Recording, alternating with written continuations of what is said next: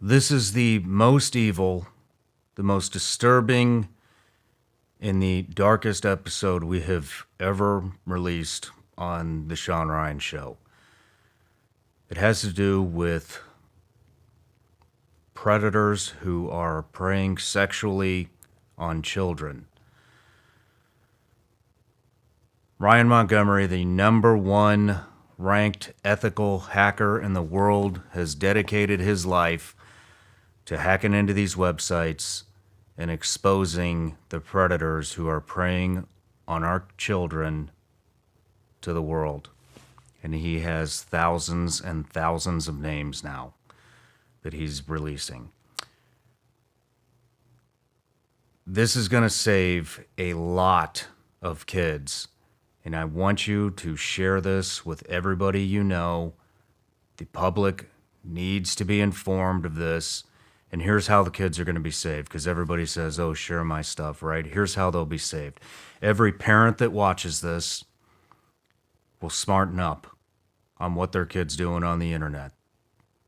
Every kid that watches this is going to smarten up and become aware of how prevalent this stuff is on the internet. And every one of you predators that's watching this, it's going to put the fear of God into you, because when you're caught, you will be humiliated and hopefully in prison. That's how this is going to save these kids. People are going to smarten up. They're going to realize this is everywhere. This is on every social media platform, every chat room, everywhere you go on the internet. These people are hanging out. And unfortunately, we have to fight censorship here, because here's one thing. These predators have a lot of powerful people throughout the world, in government, in Hollywood, all over the place, that are sticking up for this community. So we've done everything we possibly can to avoid censorship. We have demonetized it ourselves. This isn't about money. This isn't about advertising. This is about saving kids, and that's it. So we've demonetized the video ourselves. We've pulled footage. We've bleeped every bad word on this video in hopes that it does not get censored, because the masses and the people need to watch this now. This is a battle between good and evil, and I can tell you right now, good is losing unless people like you start to stand up and get loud about this subject. This isn't about politics. This isn't even about the country. This is about kids all over the world. This is happening. Please pay attention and share this with everyone you know. If you want to see the unedited stuff, it'll be on my Patreon, and it will be on Rumble in a few days. In Patreon, like I said, we demonetized this one. You alone are who's making this possible. So thank you for the support, because if it wasn't for you, this wouldn't be happening. With that being said, I want to just say, Ryan Montgomery, I'm real proud to know you, man. And it was a real honor to have you in here and get this interview and educate the world on what you're doing and how these predators are reaching our kids. And it's an honor to be your friend. Thank you. One last thing. If you did get anything out of this, please take 10 seconds out of your day and go to Spotify and go to Apple Podcasts and leave us a review and tell us what you got out of this. That helps the algorithm push these episodes farther and get more reach. And this is a subject everybody needs to hear. Thank you.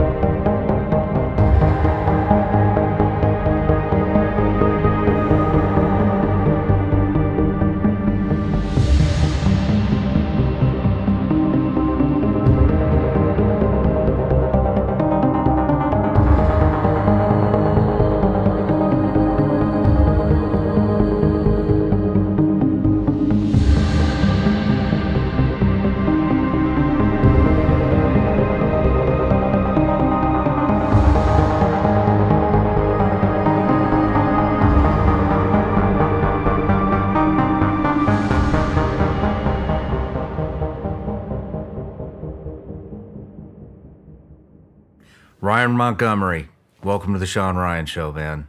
Thank you for having me. It's an honor to have you. So I found a maybe a 30-second short on Instagram, and we'll get into that later, of you exposing, I believe it was a father who was exploiting his daughter in a bathtub. You had hacked in and exploited that. And so I reached out thinking, there's no way in hell this guy's going to give me the time of day because it doesn't look like you're very active on the gram. And then I got you. So I'm just super excited to be here interviewing you right now. Dude, you are doing amazing things, saving who knows how many kids. I mean, if you think of the impact of what you're doing, and we'll get into it, you'll never know the full impact of how many kids that you've saved by kids smartening up about what they're doing online, parents smartening up about what their kids are doing online, and these pedophiles, right. You're going to put the fear of God in them. Oh, for sure. And so that's the goal. There's going to be less of them preying on these kids. So anyways, we'll get into all that stuff. I just wanted to say how excited I am about this. Likewise, I'm very excited to be here, and it means the world to me, and especially that the reach that you have, the amount of parents that will be educated based on some of the stuff that we talk about here, that even if we save one kid, it's worth it. Yes. So let me give you a little bit of an intro here. You're the #1 ranked ethical hacker in the world. You're a serial entrepreneur, cybersecurity professional, and now a child safety warrior with your company, 561 PC. Not my 561 PC is not a company. My company is actually Pentester, which is a cybersecurity company, pentester.com. 561 PC is an organization that I created with my friend Dustin Lampros, or Scrappy. He's a professional MMA fighter. We'll get into that soon. Mm-hmm. And your goal, protecting children and trying to make South Florida and the world a better place by catching one child predator at a time. That's a damn good goal. You go by 0 Day on Instagram. You're like a modern day vigilante. Just some stuff about your hacking life. 0 Day, code for a discovered security vulnerability with 0 days to fix the flaw. That's the meaning of it. 19 plus years hacking. You're self-taught, no college, no formal education. You claim to have imposter syndrome.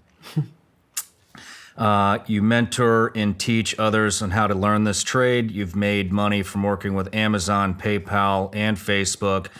And you say that hacking is the best decision you've ever made in your life. Sometimes you hack up to 10 hours a day. Yeah, or more. But, working with some of those big companies there would be through bug bounty programs. I don't know if you're familiar with them. I'm not. That was prior to us starting Pentester.com, which is a cybersecurity platform for small, medium-sized businesses at the moment to make sure that they're safe online, to check for data leaks, to check, where your face, where your identity is being broadcasted all over the internet, which goes, hand in hand with what we're doing with predators. And sorry, got mixed up there. It's all good.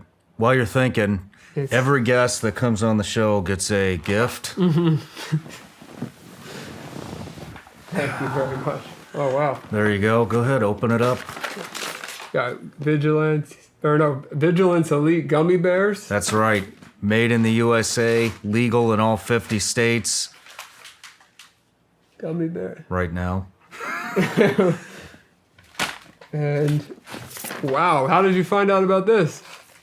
We researched you. Wow. So I know you love Ritz cheese crackers. You eat, chicken tenders every day at noon at Burger King, and Campbell's soup every night before you go to bed. I quit the Burger King. I now am on to Chick-fil-A at 12:30. I do eat Ritz Bits cheese crackers. Every single day. Campbell's chicken noodle soup. Actually, I walked 2 miles last night to Walmart. I could have Ubered, but I walked 2 miles last night to Walmart to get one single can of Campbell's chicken noodle soup. and didn't realize there was a microwave in the hotel room. So I even contemplated putting the metal can on the iron to heat it up so that, so that I could eat it last night. You walked 2 miles for a can of Campbell's soup to heat it up on an iron. For a 99-cent can of Campbell's soup, yep. Incredible. Yeah. Well, if you come here again, I'll have that wait in your hotel room for you. No, it's all right. But so moving on in the interview, you have a interesting childhood, it sounds like, overcoming addiction. I want to get into your childhood, how you got into hacking, some of the stuff we can do to protect ourselves from hackers, what hackers are capable of. And then the second half of the interview, I want to get into all the stuff you're doing, catching these predators. I think that's very interesting. This is going to be one of the most informative interviews I've ever done. But keeping it light right off the bat, how did you get involved with Facebook and Amazon, and who is PayPal? Okay, so that was actually what I was thinking about prior to you giving me the awesome gifts, what a bug bounty program is. So I don't personally own a bug bounty program, but I work with a team. I have a team of hackers that we all work together on projects. And to do that legally, there's things called bug bounties. So companies like Amazon, Facebook, YouTube, Netflix, all the huge companies out there, they offer a monetary value for a bug or a vulnerability that's found in their site. So what I mean by help protect these large organizations, it is through their bug bounty program. They may not be a direct client of the company, or some of them may be, but can't really talk about that publicly. But yes, I've helped protect all of the above. So basically, this is like some type of a red cell program where you try to penetrate these big tech companies, and then they basically give you a reward if you reveal how you did it. Right. So you have to you have to reveal how you did it. So let's say it's a informational bug. An informational bug could be you forgot that a page exists and it shows some of your employees' information. So that may be informational if it doesn't impact anything further than that. Whereas something very critical, like I could get access to your server or all the credit cards or all your clients attached to your company, that would be a critical vulnerability.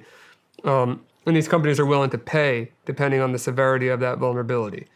So Apple, for example, if you were able to take over an iPhone, they'll pay you $1 million for something like that. They'll pay you $1 million? Yeah, $1 million for it. They call it a zero-click exploit, meaning I can send you something that you won't even know happened, and I have full access to your phone. $1 million bug bounty. Have you done that before?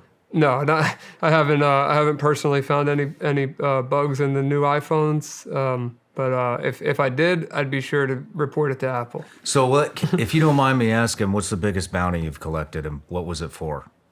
I can't tell you what it was for, but I could tell you how, because there's disclosures and there's non-disclosures. So I can't disclose the company or what the vulnerability was, but it was for over it was $128,000 in credit on a platform.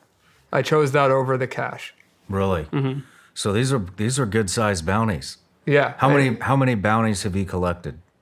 I don't know. Quite a bit. 100, 200? If you combine my team, hundreds. Hundreds? Yeah, but that isn't what I focus on anymore. I focus on the cybersecurity business, which is all software, and that's a lot more guaranteed. Whereas bug bounty, there's nothing against people that do bug bounties, but it's not guaranteed revenue or income. It's you have to just keep taking shots at companies trying to find something and hope that you get paid, where there's no stability in that. Gotcha. There's bug bounty hunters that make $1 million, $2 million a year, but then the next year maybe they make 10 grand or less, or they spend 6 months on one project and they make $0. It's just not it's not sustainable for me.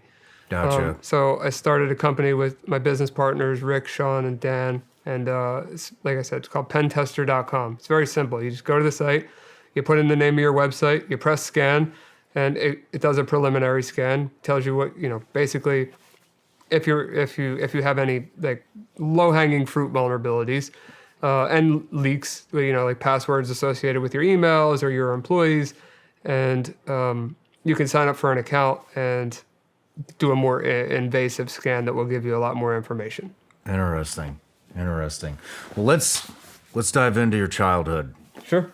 Where'd you grow up?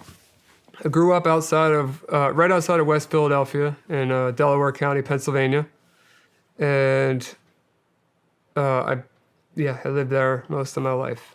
What were you into as a kid?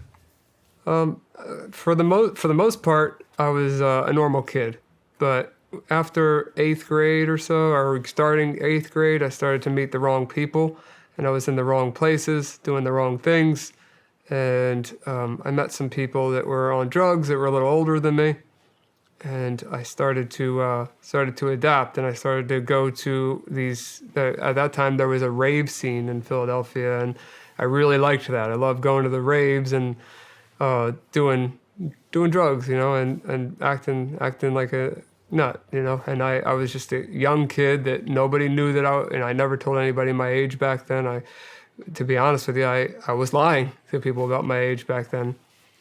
And those raves turned into doing ecstasy and other types of drugs at the raves. And I found out over time that I didn't really like the raves as much as I liked the drugs.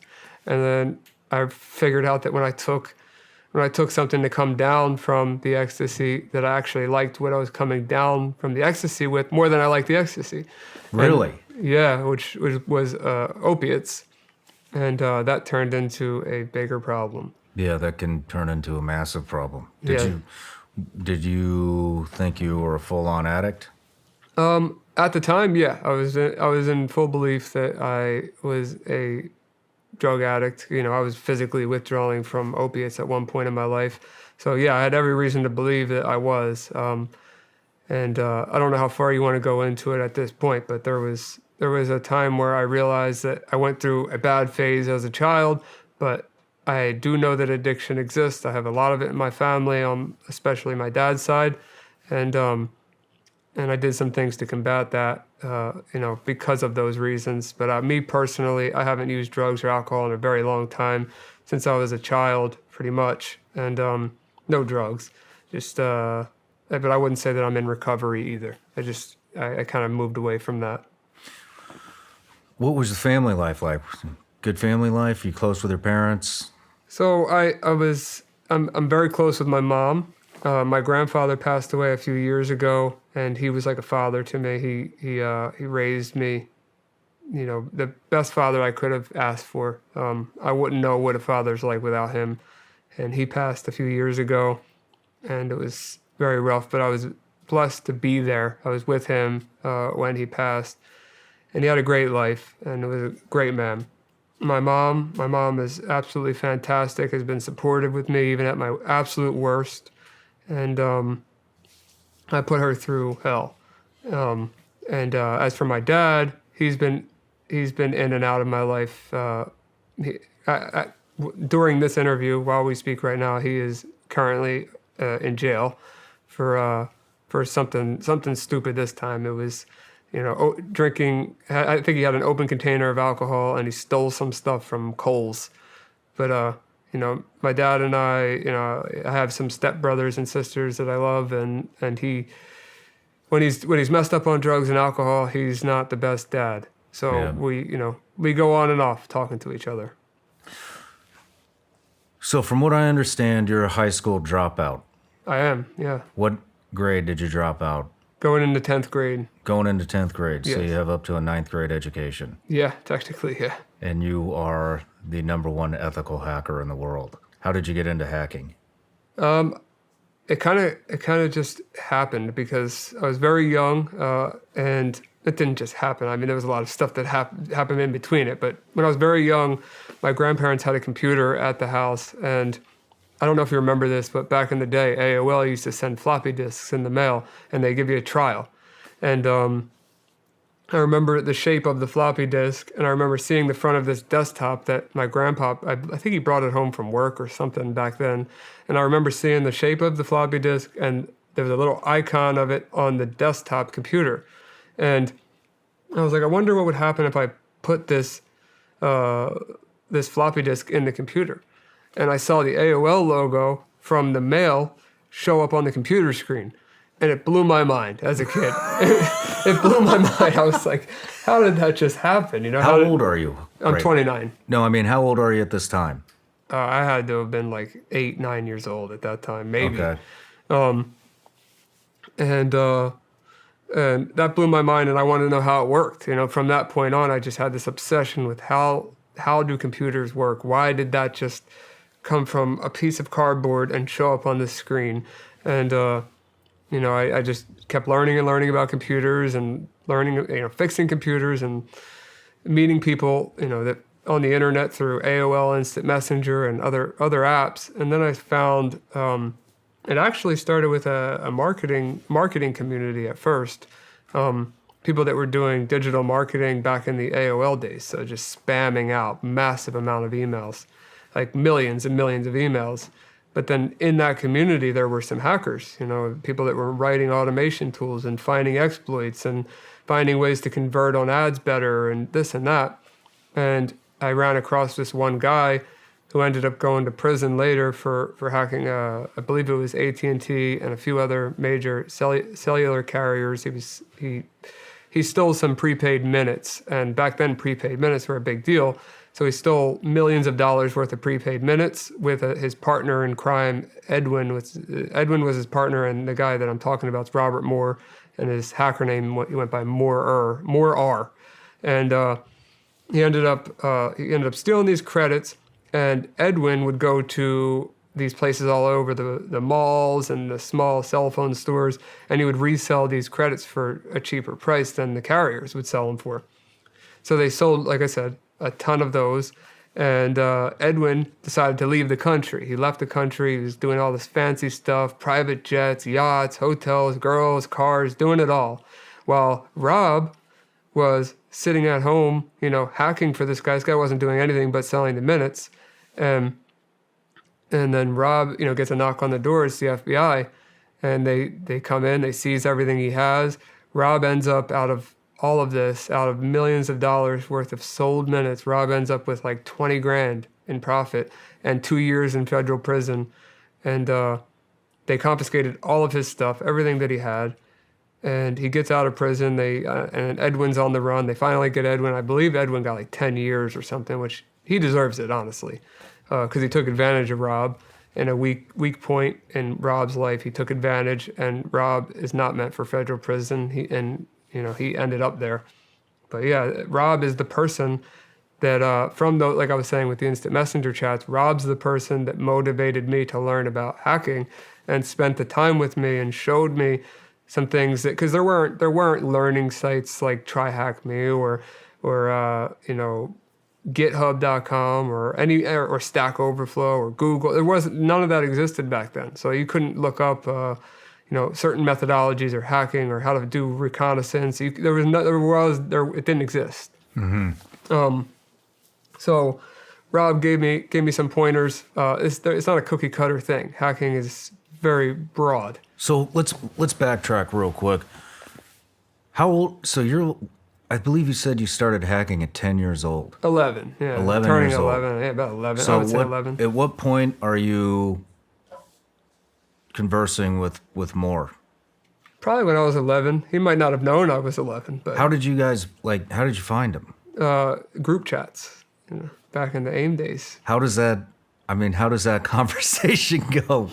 Hey, I'm looking for some hackers to teach me a couple things. No, I was marketing and interested. I was just active in the communities, and I knew what Rob was capable of. He could do some really cool stuff with a computer, and it was really just asking questions, And Rob and I got along so well, and I actually flew out to see him later in life to Washington State. I stayed with him for a week, but we kicked it off for some reason. I don't know what that reason was. I can't remember that far back, but Rob was the person that helped me at least get started in what I do today. What were you wanting to hack in at 11? I think I was more interested in just shutting people's internet connections off, like simple stuff, nothing crazy, and making money, marketing. It's a lot of 11-year-olds would probably not think about selling things on the internet, but I wasn't making a ton of money as a kid. I didn't have rich parents or anything like that, and I wanted to make money ASAP. And I knew that digital marketing at like the groups that I was in, I was seeing all these people making fortunes selling. One example, we were selling acai weight loss berries, and it was a huge thing back in the day. And there was some affiliate marketers making 30 grand a day doing AOL spams, making millions of emails per day, making 30 grand a day on average. It would blow my mind. And I don't remember every specific about names and what programs they were on, like affiliate programs they were on back then, but I knew I wanted to be involved in that. And I thought that automating it and finding exploits in I guess websites or people's computers would enhance my profits, and it did. It definitely. But then all the money that I made there, all the money I made, it all went to drugs and doing dumb stuff. But I wouldn't take it back because I learned a lot. I grew up quick, and there's some benefits there and some things that aren't so good there. But well, let's stick with childhood hacking. So, at what point in your childhood did you start making money doing this? Probably 11, 12 years old. I was right into it. I mean, how much money are we talking? Couple grand here and there, which is a lot for a kid. Yeah. That's a lot for a 12-year-old. It felt like $1 billion to me. And so, were you always an ethical hacker? No.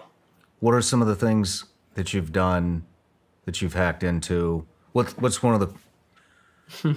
Give us some examples. So, I guess depends on what you want to know. Like people or organizations or both. Let's go into all of it. Oh my gosh. Yeah, I mean, I'm limited by what I could say here. I know there's a statute of limitations. I'm sure it'd be fine, but there's some things that I regret that I would take back. But there is one thing out there that's public. There's a rap song that mentions me about, are you familiar with crypto mining? Yes. Okay, so I hacked a ton of computers. I had a method. I won't explain the method because it still could work today, where I could infect computers with malware. And a lot of people that infect computers with malware, which is just people, if you don't know what malware is, it comes in various forms, but the type that I'm talking about is called a remote access Trojan. And that's like the equivalent of me standing in front of your computer with full access to it, and I can look through your webcam, I can control your keyboard, your mouse, look at your screen, do anything I want without you knowing that I'm there. And I infected a ton of computers, and instead of having the remote access Trojan functionality where I could I could take control of these computers, I decided to do crypto mining. So at that time it was just Bitcoin and Litecoin, and I had quite a bit of infected computers mining at all times. The thing that I did that was, if you could say nice, was that when the computer was idle, it would use 100% of the processor and the graphics card to mine the coins. And when the computer was in use, it would only use 20%. So they wouldn't, have a horrible experience with their computer just being bogged down the entire time. But that was, I guess... when Bitcoin started around that time. So you had hacked into how many computers? 100? Thousands. Thousands tens of computers? thousands. Yeah, probably tens of thousands. And so all of these tens of thousands of computers are mining cryptocurrency and going into your account? They were going into a pool. So pooled mining is a lot of people mining together, and then all of the whoever's putting in the most, I guess the reward is split based upon the contribution. So if you're contributing twice as much as me, you'll get twice as much of a profit. So it was all being sent to a specific pool offshores. Why did that stop? I have morals, and there was a situation that came up where obviously the bots, if let's say I had to change a pool or something went wrong, they had to be updated across the board. Every single bot would have to be updated to be pointed at a different address.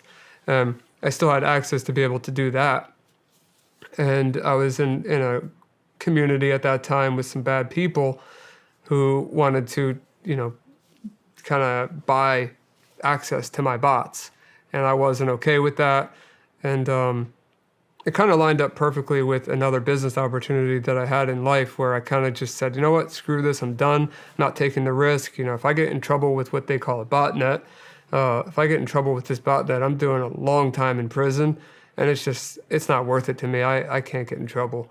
And I stopped. I stopped on my own will. I didn't get caught. There was people that knew about it, hackers, they may not have known it was me. Now they know it's me, but at the time they didn't know that it was me. But no, I didn't get caught, and I'm past the statute of limitations. I didn't hurt anybody. Maybe your power bill went up a couple cents, but that's about it. Yeah, that was the extent of that specific hack. Was that the one that was that the hack that changed you, that turned you into ethical, or was there? I would say yeah. I would say yeah, because around that time I switched to doing cybersecurity and starting the other businesses that we're going to talk about. I would say yeah. I never really thought of it till now, but I would say that's when I became an ethical hacker rather than a gray hat or a black hat hacker. What is a gray hat hacker? Gray hat is in between. So somebody that, for example, if I went to your website, I hacked your website and I sent you an email and said, hey, I found a vulnerability on your site. You could call, the FBI and say, hey, this guy just hacked my site and I didn't give him permission. Or you could say, thank you. That's a gray hat hacker. And a black hat? Black hat just, takes over your website, tells you, hey, you better pay me or I'm releasing all your information or deleting your site. And here's all the information about you and your wife and your family and everything, blah, blah, blah, blah. Black hat hackers are, they're kind of ruthless. So you're in the cryptocurrency business. Being a hacker, or you were, is this the way of the future? Are we going to, what do you think? What's your opinion on this? Yeah. I mean, cybersecurity and keeping yourself protected on the internet is the future. If you're not paying attention to that now, and you're not seeing your browser that's warning you, the TV that's warning you, the constant news, the constant ransomware notices. If you haven't heard about the active breaches right now on all of these major websites and you're not doing anything about it, you really should start, because it is the future and it's only going to get more intense and it's only going to get more dangerous. And everything that you have, is attached to the internet. Everything. Unless you live out in the middle of nowhere with no internet connection, and even the power in your house is controlled by a remote switch. What if I turned off your power for a week and you live out in the middle of nowhere? You really have to take your security seriously. That's just a random thought, but it's a possibility. I'm glad you brought that up, but I actually meant cryptocurrency. What's your opinion on cryptocurrency? Is it here to stay? It's very volatile. Very volatile. I think that Bitcoin's here to stay. Do you? Yeah. Are you all in on Bitcoin? Can't confirm or deny. Would you like to see Bitcoin? I would love to see Bitcoin hit the moon. It's doing well at this moment. It's around 30 grand. But I would love to see what it was projected to be at in the 100,000s, possibly $1 million a coin. You think that's possible? Absolutely. It was, when I started, it was only, maybe a couple dollars at the most per coin. Damn. Well, what brought you to South Florida? I started a marketing company to help people get into drug and alcohol rehab. And for anyone that's familiar with that topic, they're going to think, okay, well, he had a marketing company. He was doing a thing called patient brokering, which is a felony. And I was not doing that. I didn't even know what that was at the time. I just knew I could generate leads from the internet. And I started this company called The Treatment Source, which was just a website. They filled out a survey, and the survey would bring them to a 1-800 number if they had mental health or substance abuse. They changed the term, substance use issues. And I would then send those patients or clients to a drug and alcohol rehab in South Florida. And I was generating a ton of clients and doing really well with the internet marketing campaigns. And one day I get a call from a guy who says he was like, hey, you won't come to Fort Lauderdale Airport right now. And this is like, right when I'm waking up. And I was like, yeah, I will. Like, I was just, he thought I was joking. I called him a couple hours later. I booked my flight and I was like, hey, I'm at the Fort Lauderdale Airport. He didn't believe me. And he picks me up at the airport. And, he was blown away that I even showed up there. But, I had just like a week's worth of stuff packed with me. And when I got back to his house, we were talking about, like the rehab business and, the marketing and all the intricacies of the industry. And we became good friends at that point. And I was thinking, well, why don't I start a rehab? Like maybe I could do this myself. If I can generate the business for a rehab, maybe we could do it together. So he was like, yeah, well, I own one now, obviously, because he was one of my customers at that time. And he decided to sell his shares in his rehab and use that to to invest into one with me. And we started a treatment center together. And I decided to move to Florida. So I went back to PA. I put my car on the back of a U-Haul, filled it up with all my stuff, drove down to Florida from Pennsylvania and never looked back, and started a drug and alcohol and mental health facility. How old are you at this point? 22? You started a rehab at age 22? Yeah, I think I was the youngest owners in the treatment world at that time, yeah. Wow. So what was your motivation for this? Because you are, from our research, you are all about helping humans. Yeah. So my motivation was, like I said earlier, that, my family, my dad's side specifically had some serious drug issues, still dealing with them. I went through some serious drug issues. A lot of friends of mine have gone through drug issues or still going through drug issues. And I just, maybe I got this from my mom, my grandma, my grandpa, but I just love to help people. I don't know what it is. It makes me happy. And I guess, what would that be? Hospitality. Hospitality has always just been something that makes me happy. Well, you had some pretty tragic experiences as well, if I remember correctly. Do you want to go into any of those? Well, there's a lot of them. So are you talking more of the addiction side of things? Or yeah, you had a couple friends die. Mm-hmm. So I've had a lot of friends die due to heroin overdose or carfentanil, fentanyl, butyl-fentanyl, acetyl-fentanyl, all of the different fentanyls that are getting over here and being, put in heroin. And I understand that they chose to use drugs regardless of what was in it, but they definitely weren't planning on dying. Mm-hmm. I'll tell you, I lost my Uncle Richie to an overdose. I lost my best friend Ricky Rivas to an overdose, and I was, I'll tell you that story because this is how something else happened. But I got a call from Ricky's parents a couple years back, and they were like, I haven't heard from Ricky since this morning, and do you mind going over there and checking on him? And he was about a 15-minute drive from me, and he wasn't answering my phone calls. And at this time, he wasn't on drugs. He wasn't messing up or anything. He worked for me at the rehab, and we spent every day together.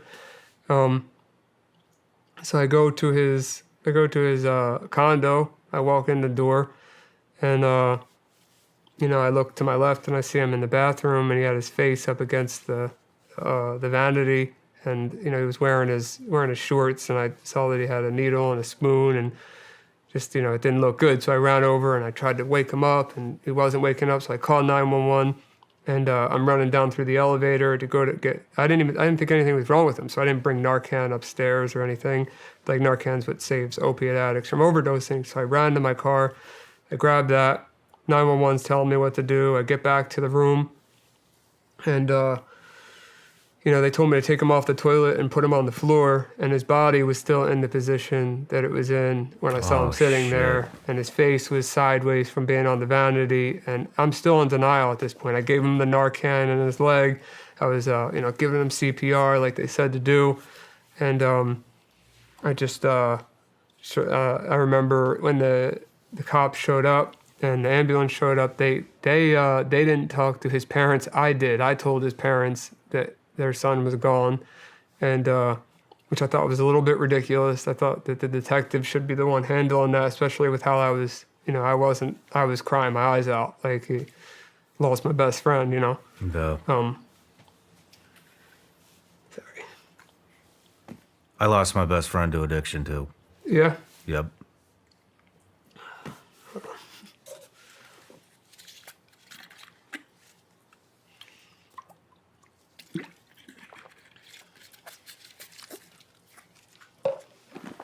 So, go ahead. Sorry. Yeah, my best friend, he was a SEAL. I worked with him at the agency. He experienced a lot of trauma, became addicted to opiates for injuries, and that just became a straight addiction. They cut the pills. He went to heroin, and I spent a lot of time trying to get him better. Moved in with me, got him back on his feet, got his family involved, got him into therapy. I mean, I love this motherfucker. We'd been through a lot of shit together.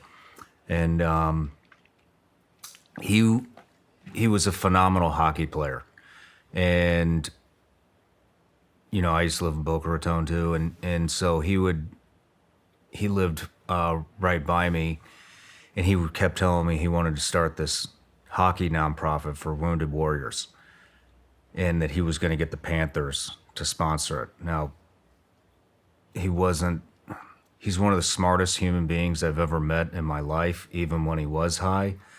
But as it got worse and worse, you didn't even, just his appearance, you didn't even want to be around him. He just looked sick.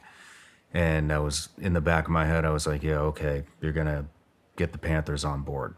Well, I'll be damned. The son of a bitch got the fucking Panthers on board.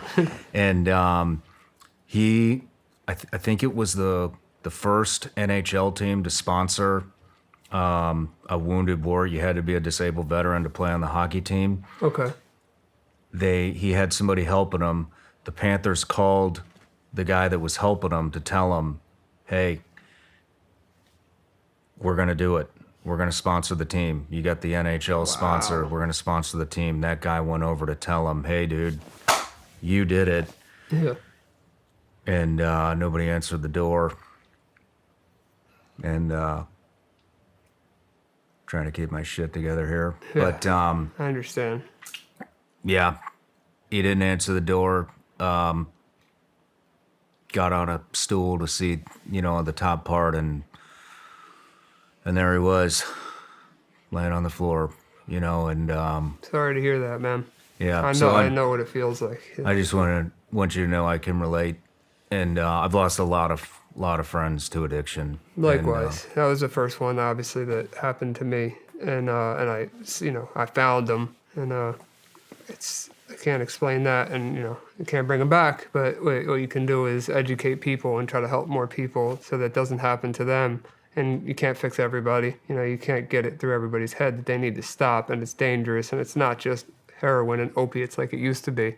It's it's coke, it's meth, it's painkillers that are pressed, it's Xanax. They all are being cut with fentanyl. This isn't a conspiracy theory; it's fact. The number one leading cause of death, 18 to 49 right now, is fentanyl. That's more than car accidents, more than anything else. 18 to 49 years old, fentanyl. So any drug that you're doing, you have to be careful that, not be careful. You have to just try to get away from it or get a testing kit. If you refuse to stop doing drugs, get testing kits, because fentanyl will kill you. Yeah. And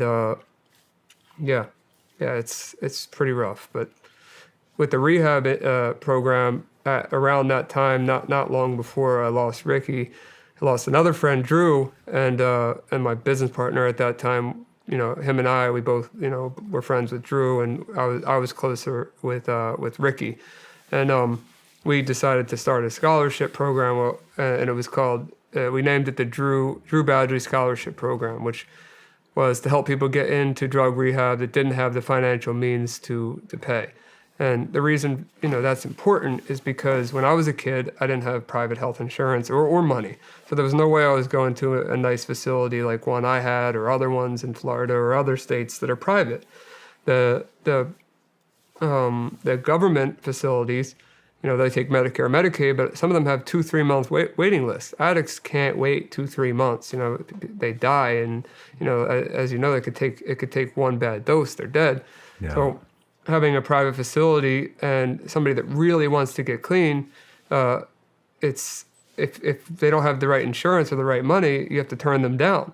And it just bothered me so much that you can't help somebody, that I was in their shoes. I wanted help, or people in my family wanted help and couldn't get it. And I started that scholarship program with my old business partner, and we brought a ton of people in, probably over 100 in the 7 or so years that I was there.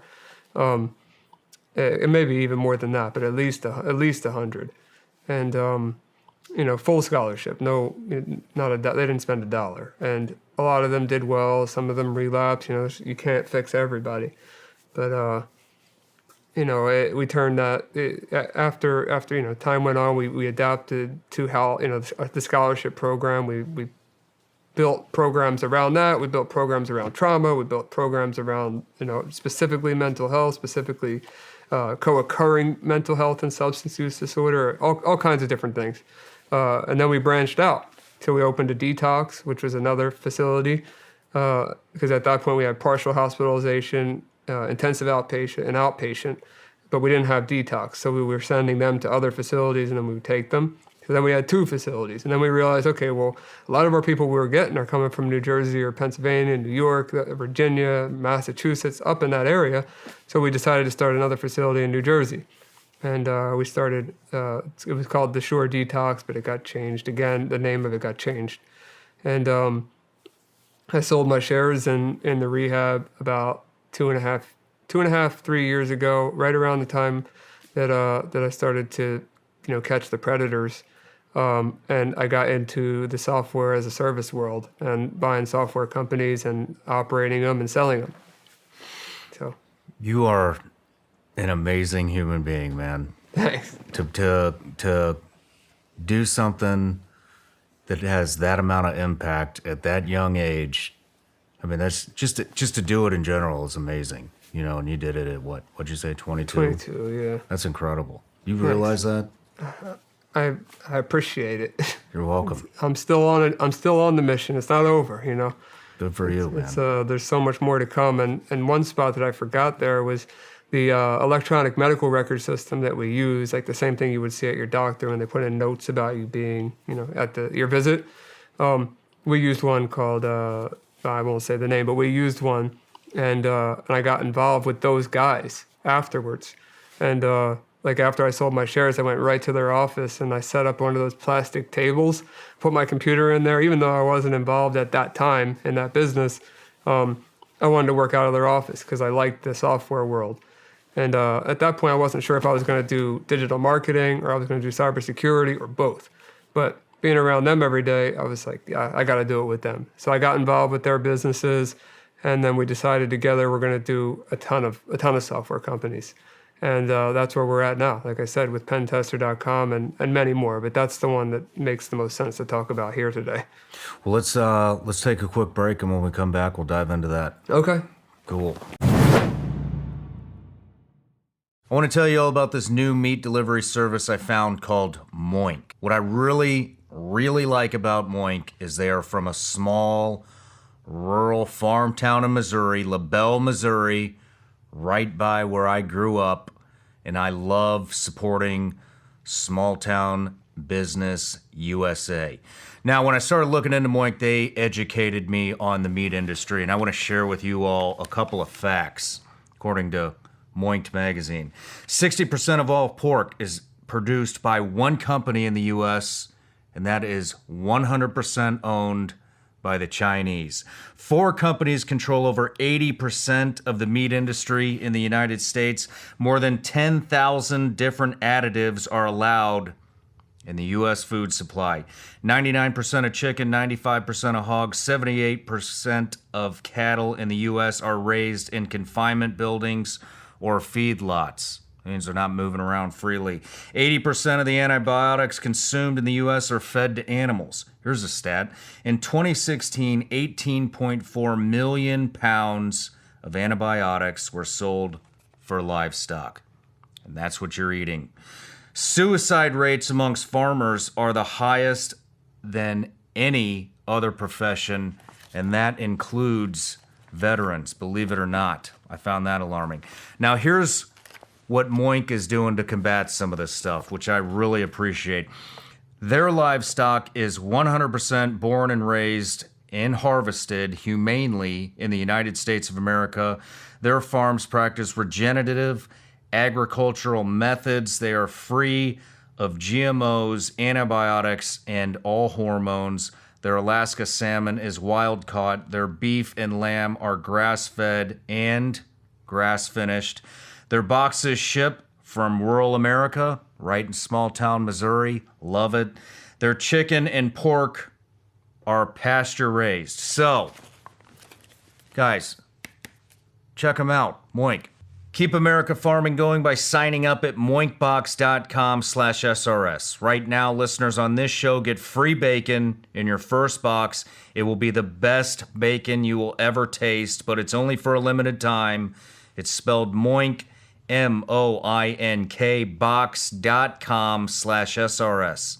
That's moinkbox.com/SRS. Ladies and gentlemen, this episode of the Shawn Ryan Show is sponsored by HVMN's Ketone IQ. Ketone IQ can help you with energy, focus, appetite control, endurance, and recovery.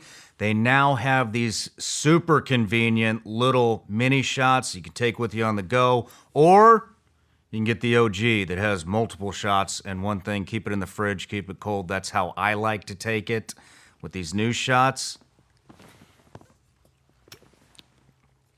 Slam it down, get the energy and focus you need throughout the day. I take this supplement before my morning workout. I also take it when I'm studying for these long interviews, and I take it during the interviews. Keeps me going, keeps me energetic. I think this would be a great supplement for all of you to try. They're also available in your local Sprouts stores. So if you live near Sprouts, head over there. Go get yourself some Ketone IQ and get energized. Definitely a unique opportunity here in offering my audience 20% off your order of Ketone IQ. You can find Ketone IQ at hvmn.com. Use the promo code Shawn at checkout to save 20%. Plus, if you subscribe, you can save even more. This stuff is great for daily use. Promo code Shawn. Again, that's hvmn.com. Promo code Shawn for 20% off Ketone IQ. All right, Ryan, we're back from the break. We're getting ready to dive into your company, Pentester. So what is Pentester? Pentester is a software solution for cybersecurity and protection. So there's a pen test, a manual pen test, where somebody would go into your company or a group of people where they would check down a list of boxes of things for your compliance, look for vulnerabilities based upon your platform, and give you a report of findings, vulnerabilities. Pentester.com, it can get confusing because pen testing and pentester.com are like, pen testing is a term. Pentester.com is the name of my company. Okay. What we do is we try to automate as much of what a pen tester would do digitally. So pentester.com is an automated web scanning framework. As of right now, we're building it out to be more of a more than just a web scanner. And sorry, I'm getting mixed up. No, it's fine. So let me just ask this then. So it's hard to explain because I'm trying to make everybody understand. I get it because I'm a dummy with this stuff. So let me ask you a question then. So if I go to pentester.com and I type in ShawnRyanShow.com, what kind of vulnerabilities might I have? Here's my website. I sell gummy bears on it, and we post upcoming episodes. Your episode's going to be on there.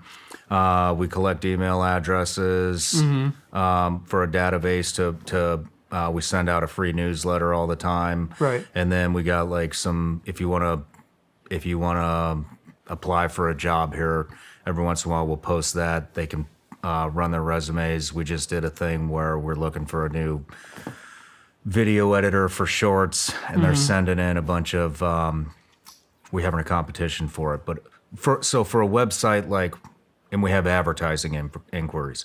For a website like that, it's run off Shopify. Shopify. What kind of vulnerabilities would I be looking at? So there's many things. The first thing that came to mind was email breaches. So if you have like contact@ShawnRyan.com, is that your website, ShawnRyan.com? ShawnRyanShow.com. ShawnRyanShow.com. So contact@ShawnRyanShow.com, or Shawn Ryan at the website, or anyone that works here. I can look up that domain with pen tester and see if it's been involved in any breaches, or if it's been involved in any botnet traffic where it's scraped all of the cookies and passwords from people's browsers. Okay, hold on. What is botnet? What tracking? Traffic. Botnet traffic. Right. So let's say you were infected with some type of malware, and that person grabs from your Chrome or your Safari all of the saved passwords and all of the sessions. Like a website, to be signed into a website, you have to have a session. So if I took that session and replaced mine with yours, now I'm you without a password. So some of that stuff gets released on the dark web, or it's Tor. I like to call it Tor, Tor, the onion router. That's what the dark web is. But it gets released there, and sometimes on the publicly facing web. And a lot of people aren't aware of what information is actually out there. So when you put your website into Pen Tester, you get a preliminary report that shows all of that data that has been exposed related to your domain name. Well, it goes a little further than that, because let's say it doesn't find anything. Maybe you're a brand new website, and Shopify is doing a good job with all of the plugins you're using. Because remember, each one of those plugins is by an individual creator that could have messed up at any point in their code. So you're only as strong as your strongest plugin. So that's one thing there. Shopify has their own security, and then you have your own security based on your plugins. As for the emails, let's say I get nothing with the ShawnRyanShow.com. Now I'm going to start looking into the Gmail accounts of Gmail, Hotmail, AOL, Yahoo, whatever, of all of your employees, your family, and then I'm going to see breaches associated with them, which I guarantee you that there is. Like I am so sure that if I pulled my laptop out and I put in one of your personal emails, that I will have at least one of your passwords. And that password could be reused for Shopify, or maybe it's used to access that list of data with your customers that you were saying you have the client list, the newsletters, the applicants for the jobs. Maybe it's the same password you use for that. And now I have access to that data that I could either ransom you with, I could escalate my permissions on Shopify with, and take over your entire site. Maybe it's the credentials to your social media platform, like YouTube, Instagram, TikTok, whatever you're on. Those credentials could be reused. So it is important, like as you said, using a password manager, because all it takes is someone like me, or with a bad moral compass, to take advantage of everything that you have. Could you demonstrate that right now? Yeah. Just type it in my email. Yeah, for sure. I'll try the Shawn Ryan Show first. .com, right? Yeah.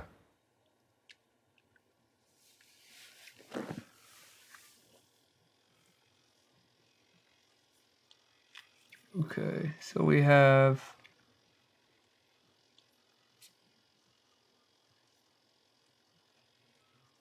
there is some sensitive information, but nothing that would be a big deal. I could show it to you actually if you want. It's not going to hurt anything. Yeah, let's see it. So this isn't specifically passwords there.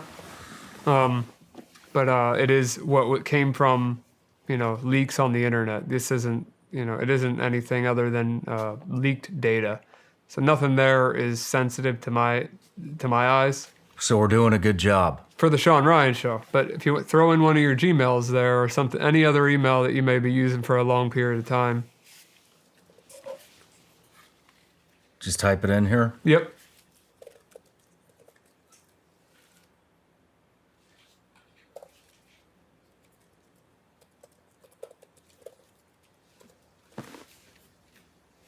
take a second to load. It loads over 140 billion records.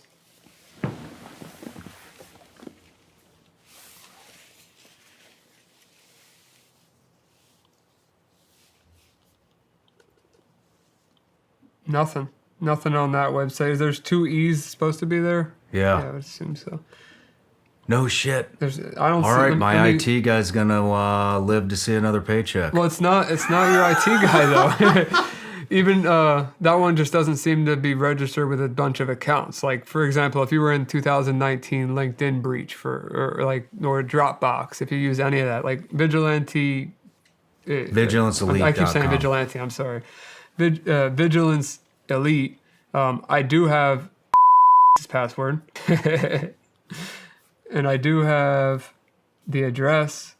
Whose address? I have an apartment in. Interesting. I have an IP address for. I have an address in where we're at right now, with the zip code ending in 64 and a phone number ending in. All that shit's on there? Yeah. And I have a lot more than that if you want to take a look yourself. Oh, yeah. Let me take a look. Yeah. I'm halfway through it, but you can scroll up and down. How do we clean this up? You can't. You just got to change. You got to change the information if you don't want it there. There is no way to get rid of it. Okay, so what? Oh, my gosh. So that's why small and medium-sized businesses that don't realize that they're a target, they're more of a target than they think. They get attacked because they either have exposed credentials out there or they're using old technology, and they just get grouped in with a ton of other people that are, similar targets. A lot of them don't realize they need to take their cybersecurity more seriously. And pen tester, this is kind of like a shameless plug, but for $50 a month, it's worth the money. We are the cheapest, to my knowledge, in the cybersecurity world, and we're not only giving you a software solution, but we're giving you a hands-on, manual confirmation for anything that we're not sure of. So for $50, if someone would have offered that to me prior to being a hacker myself, I was a little kid, but let's just say I wasn't ever, I'd be more than happy to pay $50 a month for something like this. This is just one of many things we offer. Okay. So is my website safe for customers? That's up to you to decide. I mean, I haven't ran a scan. This is just a breach check. Oh, that's just a breach check? Yeah. Yeah, and we have more records than literally anyone else on the internet. So we're going to be able to tell you more than most most people. Some people are going to have access to these private databases that we have, as well as the public ones. But if you download certain other competition websites that sign up for other competition websites that say that they offer breach protection or the leak protection, breach or leak protection is what they'll say. They don't have a database as big as ours. I'm sure of it. I mean, I'm very confident in that. And this is without running, like I said, this is without running a scan. So, I'll keep the computer ready for when you want to see a face, but I'll show you how wild that can get. Let's do that. Oh, you want to see it? Yeah, let's do it. So describe what you're going to do. So I could do my face, your face, anyone's face that you want to do. Does it? You just tell me whose face. Yeah, we can do my face. Okay. It's going to be a lot of pictures of you, obviously, because of your podcast, but. So basically what you're doing is you're taking a photo of me. It's going to do the facial recognition and find every image on the internet that has my face in it. Yeah. Whether I'm tagged in it or not. Yes. It's strict. You could find my face in the middle of the Super Bowl stadium. As long as it's on the internet. So yeah, let me take a picture and send it to myself.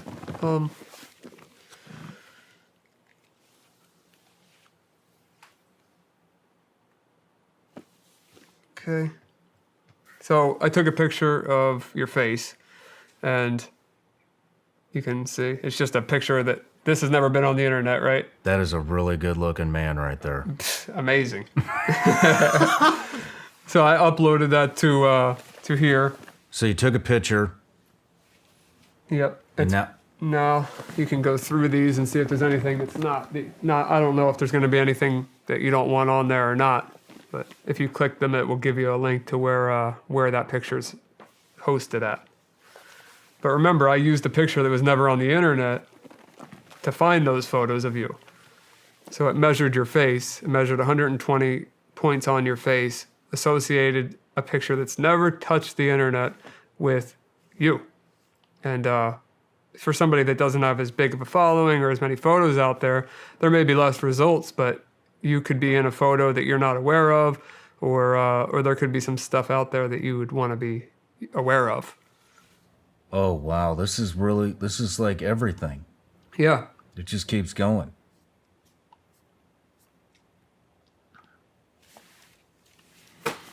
Cool stuff. That's insane. Like most people, you'd be crazy not to pay $50 for that as a business. It's just getting that messaging in somebody's hands, in somebody's brain. When they look at the website or they see an ad for, hey, are you taking your cybersecurity seriously? And then they run their website through a light scan. They see, here's some breach credentials. Here's some pictures that we found on your site. Here's some vulnerabilities. And you have an option to sign up for free, which you get your preliminary report for free. And then you have your option for $50 for a small business. And you just say, you know what, screw it. I don't need that. I can't comprehend why you wouldn't want that. So, yeah.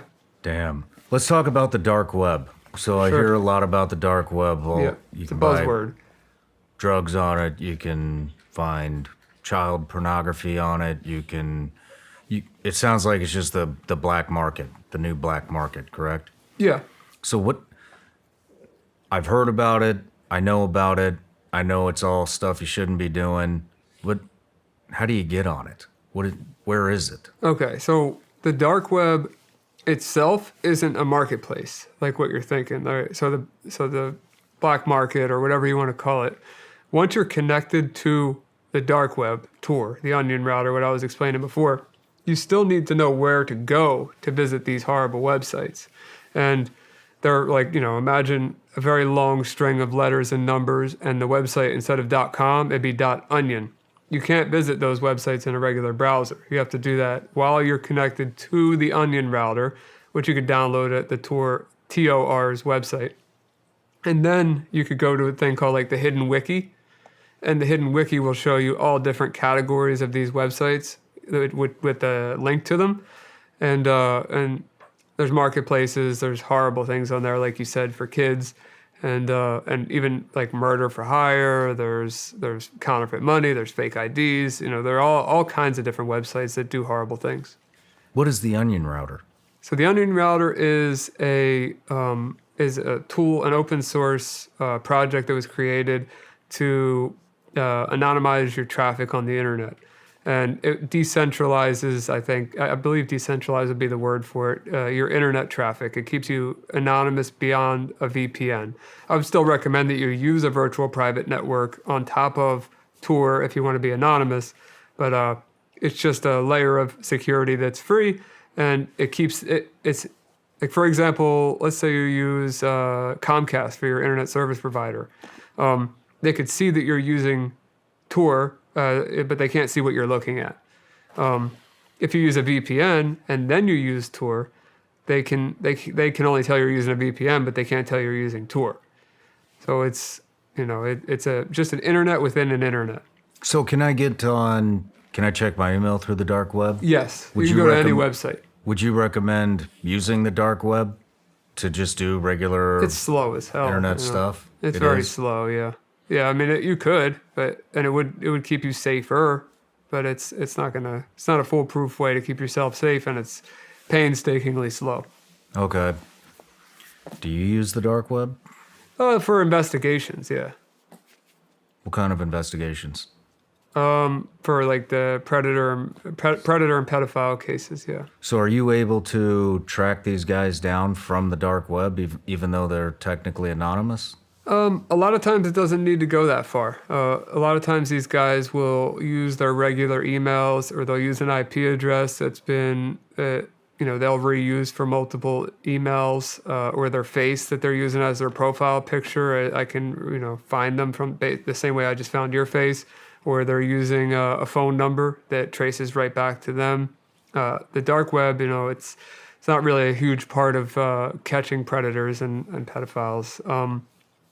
One thing, I guess the only thing on the dark web, quote unquote, I hate that word, but the dark web, quote unquote, that I had access to was when I originally hacked the website that we're going to talk about. They branched out to have not only a website on the clear net, on the regular internet, but their website was mirrored on the dark web. And I had 3 backdoors in their system, and it branched out over to the dark web. So I had a backdoor on the dark web too, which was kind of a cool thing to have, because I needed to be connected to Tor, the onion router, to connect to my backdoor. But that was I was only using that backdoor to exfiltrate data every single day, which was just user information, because I didn't want to get their posts or anything. I didn't want to be in possession of anything horrible that they were sending each other. But their user info was enough for us, as I'm sure you'll learn shortly. Yeah. What are some things that people can do to protect themselves from hackers? Let me rephrase this quote. Let me back up. What are some vulnerabilities? Just let's go through all the things that you personally could hack if you wanted to. It's countless, but I could give you some major daily things. Absolutely. Let's talk about some of the devices. Those devices you have right here. Let's talk about all the stuff you can hack into. Sure. And then we'll get into maybe how we can prevent that a little bit. So I guess we'll just start with a daily routine. You wake up in the morning, you make your coffee, or maybe you take your phone off the charger, and you check your phone in the morning. You might check your email. You got to make sure every email that you have while you're half asleep is coming from a real person. It's not a phishing email, someone pretending to be a company that they're not, stealing your credentials. Then you go outside to your garage, you get in your car, and you have to make sure that there's nobody out there listening for your car key frequency while jamming your car, so that they could steal your car later or access your car later. And then when you go hit your garage door button, that somebody doesn't capture that frequency on 433 megahertz. Those rolling codes have already been broken for most of the models. So then you get in your car and you're driving to your office or to your kid's school, doing whatever you want. And you could get out, you let your kid out to school, and now somebody, as you walk into school, just skimmed your back pocket and stole your credit card information. So, all of that, plus, anything remote, infrared, like a TV remote that goes for projectors, audio devices, ceiling fans, very simple stuff, along with access control badges, anything sub-gigahertz, like key fobs or remote controls for anything. Parking gates, so much. Everything. Everything, anything with a battery and a connection, a remote connection, in any type of way where it reaches the outside of that device is hackable or has been hacked. What are these devices here? This is a water bottle. So this right here is this is a Flipper Zero with some custom modifications. And it does a lot. So this is just a proof of concept device, but when you start to add your own little additions onto it like this, let me enable, for example, Wi-Fi. I'm not gonna hack your Wi-Fi, but I'll give you a little example of what I could do. I'll just do something stupid, but.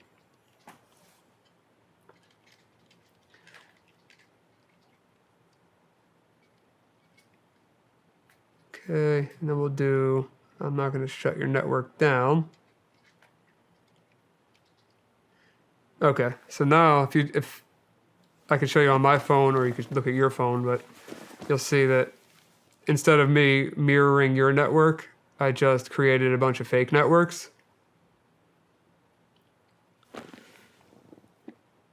So all of these networks here, they probably appear to be legitimate, right?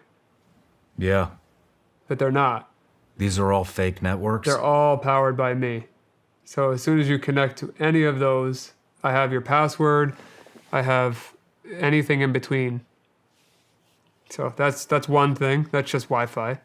And you just, oh man. So is this how people are stealing information This is one of many ways. in an airport? In an airport? Oh yeah, I mean airport, Starbucks. When you, it's called a man-in-the-middle attack. So if I'm on the same network as you, I can essentially control the traffic, as if I was the modem or router. So instead of when you type google.com, instead of your computer telling the router you want google.com, you're telling my computer you want google.com, and I'm giving you what I'm telling you google.com is. So it would be called a DNS attack. So Is this what people are using in the airports when there's? not this specific device. This is just something that I concocted together. But the flipper you can buy. This thing on the top here is custom. I guess what I'm asking is this the method they throw? So what is like Wi-Fi flight or GoGo? GoGo in flight. Yes, GoGo. Oh, well, they're actually. I mean, you can hack anything, but GoGo in flight they have a pretty good segment on their network, so you're pretty safe with GoGo. There's a chance of getting hacked, but not the same as like a Starbucks or here. Like your network has to be segmented into chunks. Okay. And GoGo segments it pretty well. Okay. I guess what I'm saying is, could you create a fake Wi-Fi network with that thing that says GoGo in flight 1? Yeah, where I people could, are I could like, do that oh, that now. must be it. I could do that here. I mean, I can make any. They're called BSSIDs, SSIDs, the name of a network.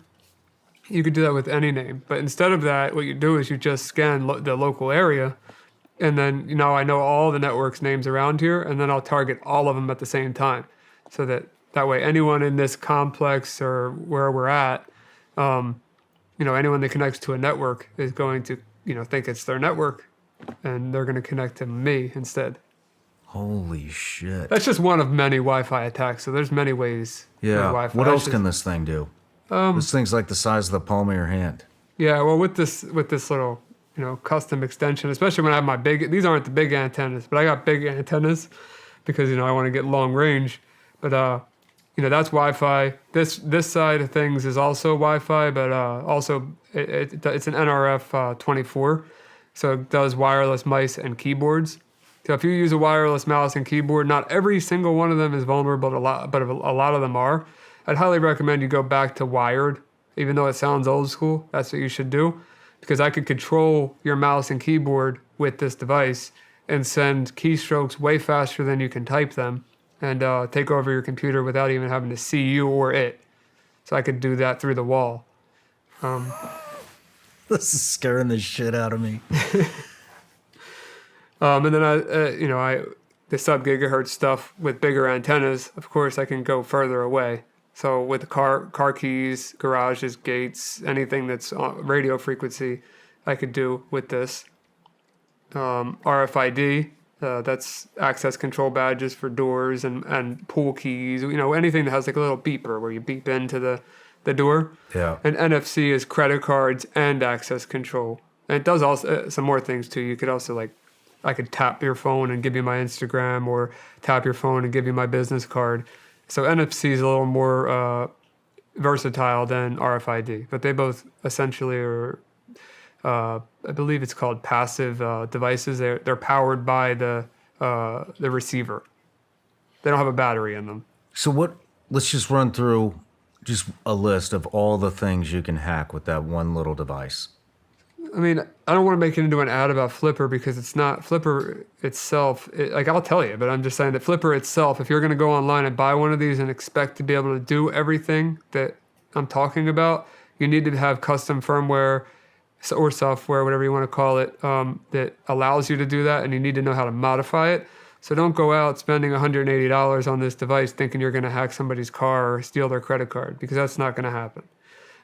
But if you want to go down the list, I mean, there's a ton of things. There's all the radio things I just told you about, the RFID stuff, the NFC, which is the credit cards and more, infrared, which is TVs, projectors, and many other devices, GPIO, which is just anything that connects to the outside of this device, so I can make devices work and this be the controller for it. I button, which is a form of authentication that uses these things, these little metal prongs as a key. Bad USB, which emulates a keyboard, types like, a couple thousand words a second. Wow. Or I'm sorry, a minute. I'm sorry, a couple thousand words a minute. And then it also has some use cases that aren't hacking, like two-factor authentication. This is a offline device where you can generate your two-factor without needing a device that's connected to the internet. So it does that too. And then there's a ton of other sub-applications that are on here, like hundreds of them that do little things. So a lot. Just with this one device. This thing, it does just radio, but it does a lot more than this thing. Really? Yeah. What does that one do? This one you can hack airplanes with. That's an extreme, but that's something that you can actually accomplish with this using ADSB. You can choose to either receive or transmit. So you can choose to either receive or transmit ADSB with this device, and that's the frequency to tell a plane, its call sign, position, and more. And it's very illegal to do that, of course. But if I wanted to go outside right now, I could even demonstrate later for you. I pull this antenna out. This is just a small antenna. And we can receive airplanes, see where they're at. There's nothing illegal about receiving them. Transmitting is where it gets a little bit funky, But yeah, ADSB, this one does a lot. Like something like a joke, for example, touch tunes at a bar. They're little jukebox machines that you pay for. Yeah. This device brute forces them, meaning goes through 000 to 9999 looking for a PIN code. And once it gets it, I can fully control that jukebox like I'm the owner of it. So, just for fun. Or Subaru cars, some years of Subaru, I have this pre-programmed that can unlock and lock a Subaru, no problem. I could do that with this as well. But this thing, way stronger, bigger range, way more support, way more programs out there. This device is a lot more dangerous in my eyes than that device. Really? Yep. Man, you are this is the fifth time I've said it, I think. You are a dangerous man. But well, I'm safe, I'm ethical. You could be if you wanted to be. I'm trying to go into detail about these things just for the nerds out there like me that are listening. I'm not going into exhaustive detail about these devices because most people are not going to care. So I'm just giving the general overview. Oh, I think they're going to care when they realize how vulnerable they are. No, I don't mean they don't care about what they can do, but like care about the technical specifics. Yeah. We get a lot of pretty much everything that we have is from China. Okay. All of our electronics, everything, it all, what do you say, 90% of it probably comes from China. Do you think we need to worry about what they're putting in our electronics? Yeah. I mean, I'll give you one example. I bought this awesome vacuum and mop that's in one. It's an all-in-one vacuum mop called Tinico. And it completely connects to a Chinese server to transmit and receive information. Like I made a joke out of it. I actually have a video of it where you could turn the audio on for it. Like when you plug it in, it says charging started, charging stopped. Like when you put it on and off, I can control that with my computer through a Chinese cloud server. There's no reason that vacuum and mop should connect to a Chinese cloud infrastructure whatsoever, but it does. And at any point, they could change the way that functionality works and take over my home network with this vacuum mop. So, are you serious with a vacuum mop? Yep. Yeah. How many devices do you think have these things in them? Anything with a Wi-Fi connection, it's not everything's going to be China beaconing back and forth, but anything with a Wi-Fi, anything with Wi-Fi capability is going to open up, an attack vector. Washing machines, refrigerators, just why does a vacuum mop I don't know. Wi-Fi capability?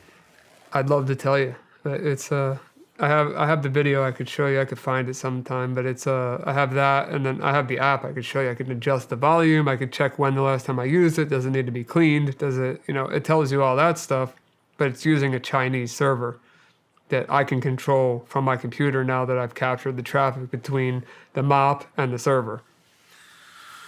How many devices do you think we have that are connected to a Chinese server? And what would they be getting out of it? I mean, it's all about data nowadays.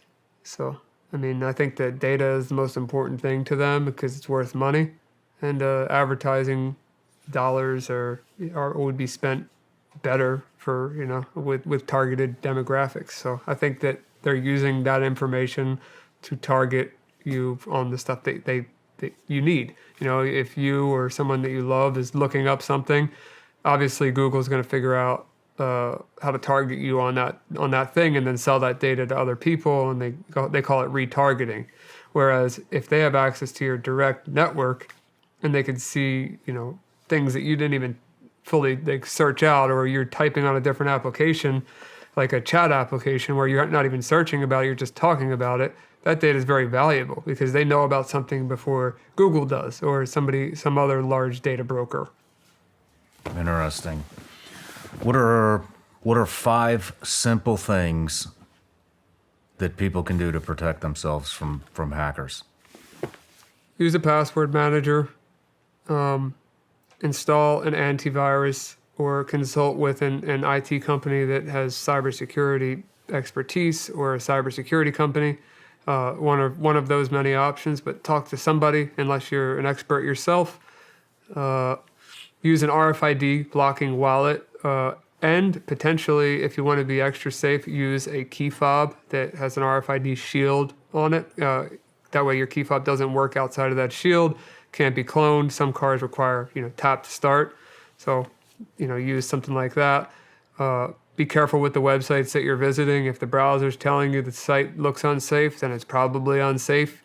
And if if you're told otherwise, make sure who's telling you otherwise is legitimate.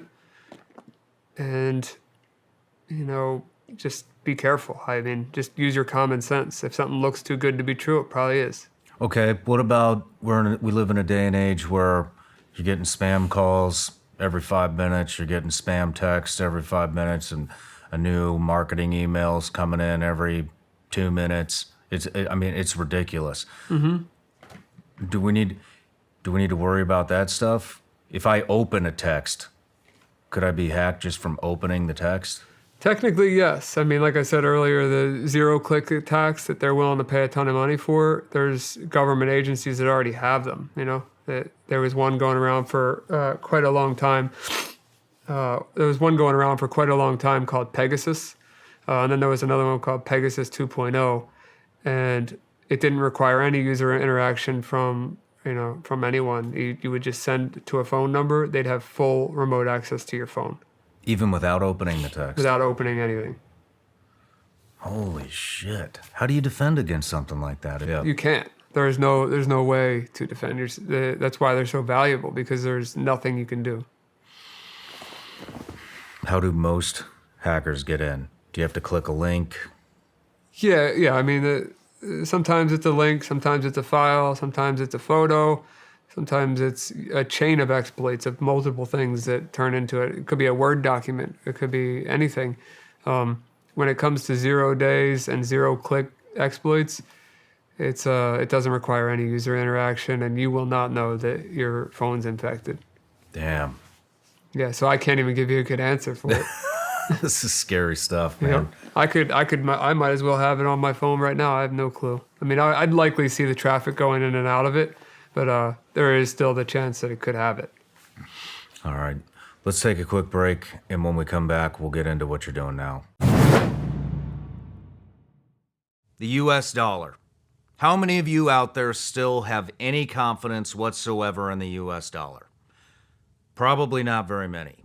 I don't either. You see, there's a growing concern on the devaluation of the U.S. dollar right now, and rightly so. Here's why. Inflation. We are at an all-time high right now on inflation. It will now cost you $12 to buy 1 carton of eggs. That is absolutely absurd. Let's talk about interest rates. Interest rates through the roof. If you're in the market to buy a house right now, you're going to get roughly 50% less house because they've raised the interest rates so high. Let's talk about the stock market. Way down, especially the tech stocks. Crypto, way down. Congress spending more money than you or I or anyone else we know can even fathom counting. And the feds, what are they doing? They're just printing money like it's nobody's business, devaluing our dollar. Meanwhile, China is running around the globe right now, striking deals. Latest one, Saudi Arabia and Iran. New oil deals, trying to turn the yen into the new reserve currency, which in turn will devalue our dollar. It might be time to start looking at where to protect your money, and you might want to look at precious metals. I believe gold and silver is one of the safest assets to protect your savings and your retirement against inflation and recession. If you're interested in investing in gold, I suggest you call my friends at Lear Capital. A lot of folks these days are extremely concerned about the 401ks. Ladies and gents, if you're looking for a solid investment, talk to Lear. They can roll precious metals investment right into your 401k.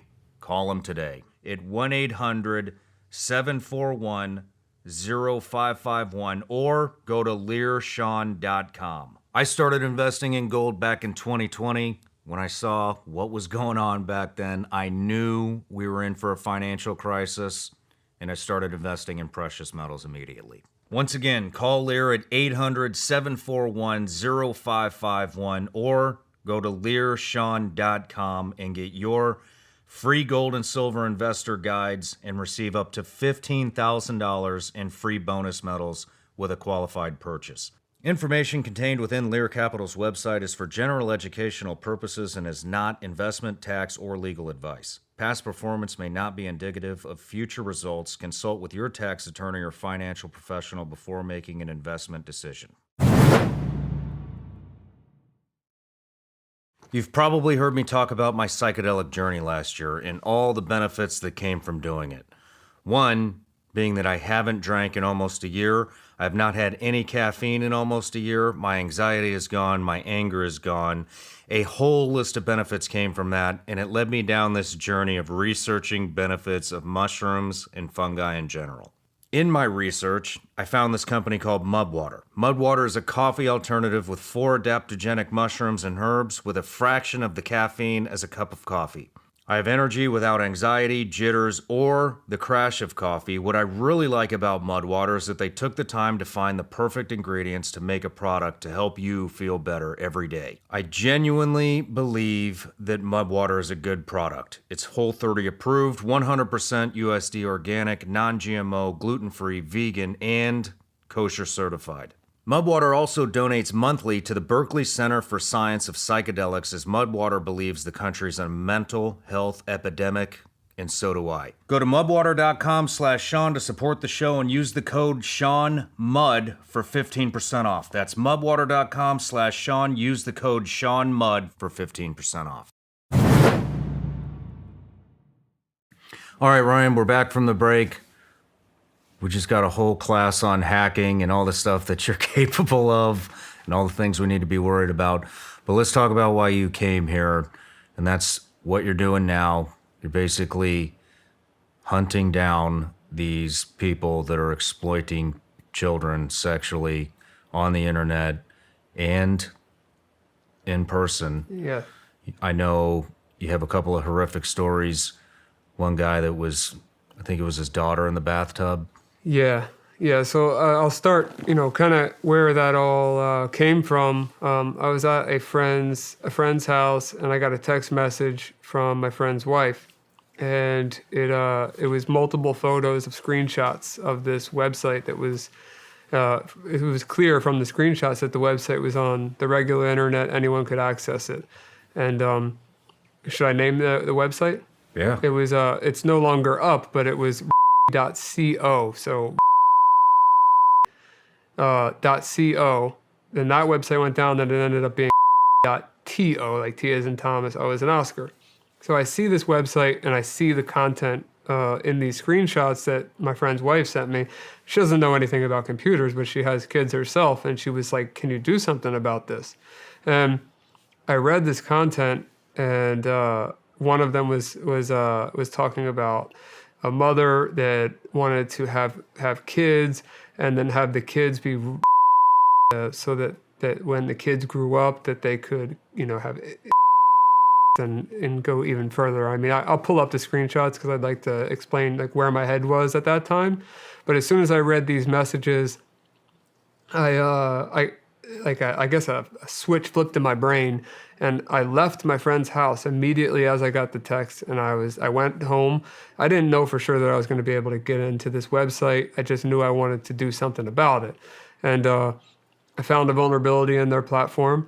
I got in, and from that point on, I started to exfiltrate the data every single day, all of the users. I noticed that a lot of people were soliciting on the site, so I didn't want to download those messages in case of the fact that I pull in some images that I'm not allowed to have, and nor do I want. So I made sure to only download the publicly facing stuff, which didn't include. It had some very graphic text, but it didn't include anything illegal, which I think it should be illegal to talk that way. But it was horrible stuff. What were some of the? So you started this basically from a text conversation with a concerned mom. That's what got you into it. Yeah. What's some of the text that you saw on rapey.com? I'd like to read them to you if you want. I still have them. Read them. So this is before I ever caught a single predator in my life. This was the beginning and what set my brain off to want to help. But this is before I even heard of this website, before I heard of anything to do with it. Okay, here they are. So the title, should I read these? Like, they're graphic. Yeah, read them. So the title of this post is, "Who wants to bang these little?" And then somebody replied underneath, "I've got first dibs on the." Joseph Fritzl, Maximilian, there's two different users there. Pick for yourselves. And this was the photo that they used. Oh my God. That's just one of three. 3 text These messages. girls look like they're 6. Very young, yeah.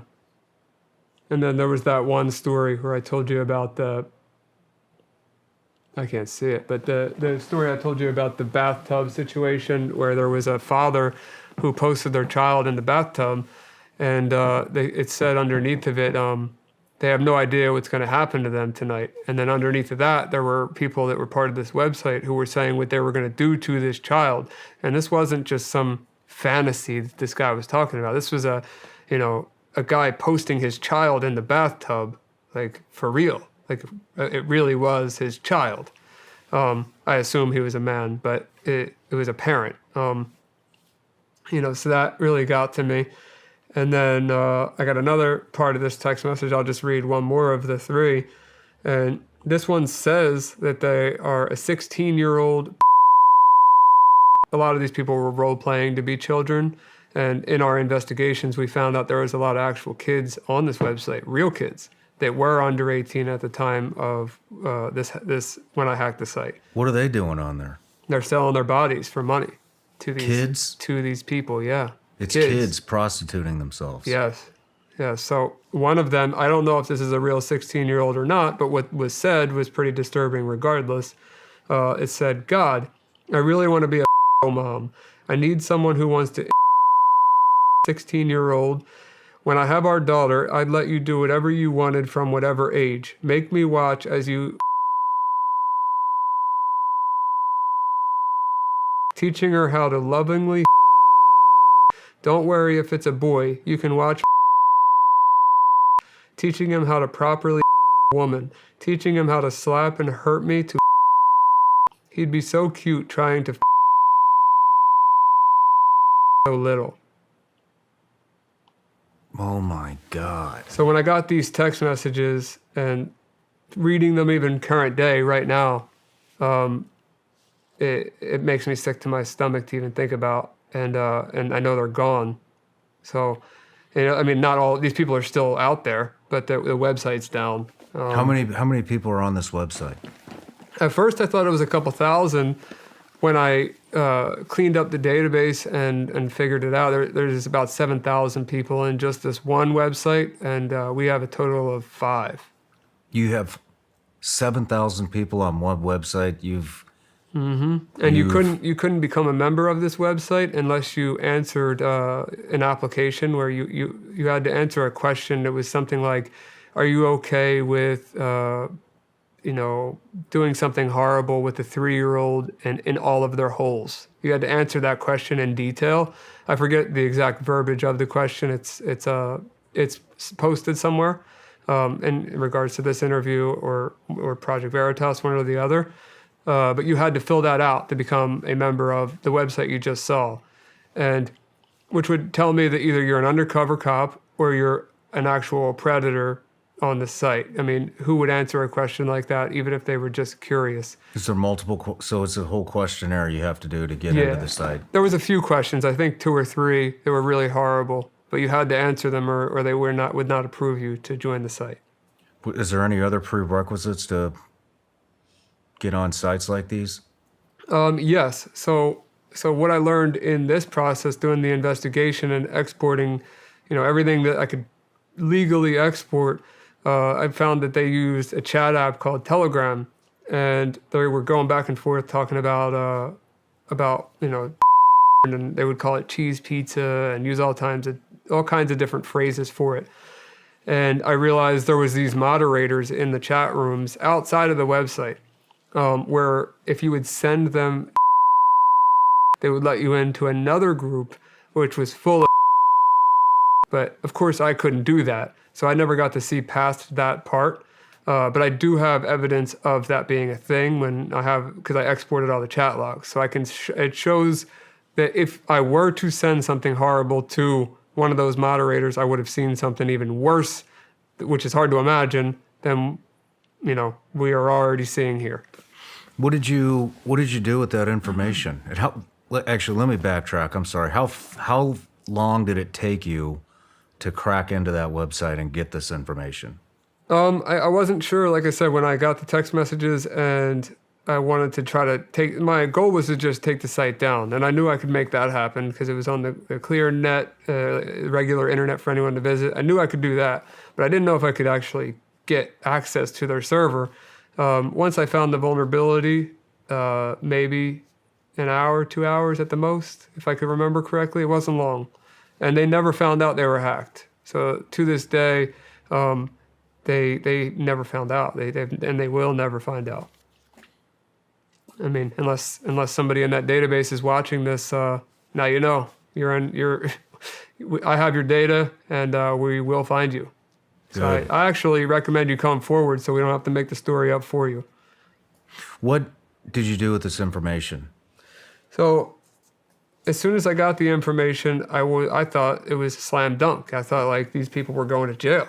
I thought that maybe I solved something that the FBI or somebody was, working on for a long time. And I instantly went to the exploited children tip line, and I submitted, saying who the owner of the website was, that I had access to all the data, and that they were welcome to have it, basically. Then I reached out to a bunch of news stations, and talked to a ton of reporters, and all of them were super excited to talk to me. What news stations? Sun Sentinel, Daily Mail, Business Insider, Fox, some influencers, Ronan Farrow, Candace Owens, they both didn't read my messages. But as for the news stations, I had full conversations with the reporters. They knew what they were getting themselves into. They were very excited about reporting on it. And once it got back from legal, they weren't allowed to report on it. And I said, well, okay, if you're not allowed to report on the illegally obtained material that I have, just let parents know that this website exists and whatever you want, but just keep whatever illegal out of it. I just want parents to know that this website exists. You don't need to put my name. You don't need to put the material I obtained. Nothing. Every single one of them completely disregarded me. I sent a lot of those notes over to Project Veritas with some evidence of that, but not a single person until now has done anything about this. Not any conservative media, not any liberal media, because unfortunately that's the day and age we live in now, right? None of them would touch this. No. None of them want to be involved in saving kids. When I say I tried so hard, and nobody wanted to do anything. So what wound up happening with the information? So law enforcement didn't want to get involved either. No, so I called my attorney locally, and then I called an attorney in Virginia because the owner of the website happened to be a Democratic politician and ran for Congress 2 times. His name is Nathan Larson, and I'll explain more about him in a second. But I talked to a lawyer in Virginia because I knew that's where he lived, and I wanted to see what I could do from there. So the lawyer in Virginia basically told me she didn't know what to say. She never heard of anything like this. The lawyer in Florida reached out to the local task force, let them know that I had access to the information, and then as well as doing that tip line. So from that point on, all of these news stations and all the law enforcement connections, whatever you want to call them, they all were fully aware that Nathan Larson was running this website, that he was, he ran for Congress twice, that he was an extremist, he did crazy things, but he did run for Congress 2 different times in Virginia. So I thought that they would take that seriously. Well, completely ignored. Completely ignored it. Project Veritas gave me access to some of the stuff you guys are working on together. Yeah. And in one of those videos, you're reading a quote from Nathan Larson. I'm going to read it right now. Mm-hmm. This is from Nathan Larson, Democratic politician that ran for VA Congress multiple times, ran a website for pedos to discuss their dark intentions and fantasies. Here's the quote. "It's not enough kids and take their innocence. You also need to reproduce the next generation with them. Let them see that you prefer to the offspring you have with them than to continue to have with a woman who is no longer jailbait."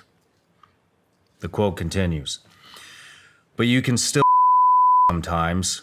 Just let her know, though, that what you love her for the most is producing with you a fresh, new, young girl, and that this is her main value and contribution hat. You think fondly of her." This is disgusting. I'm sorry. You think fondly of her because that beautiful daughter reminds you of her.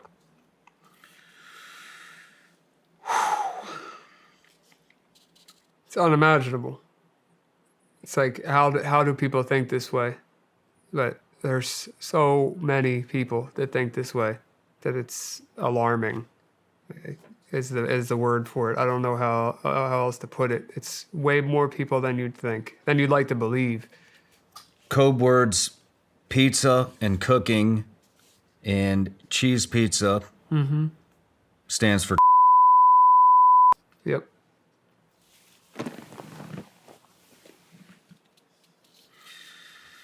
This is disgusting. Yeah, it gets only worse than that. It's really bad. How much worse does it get? Worse. I mean, people. This is a person talking about it, and it makes me uncomfortable just as much as it makes you uncomfortable. But these people, what they're talking about, they're doing.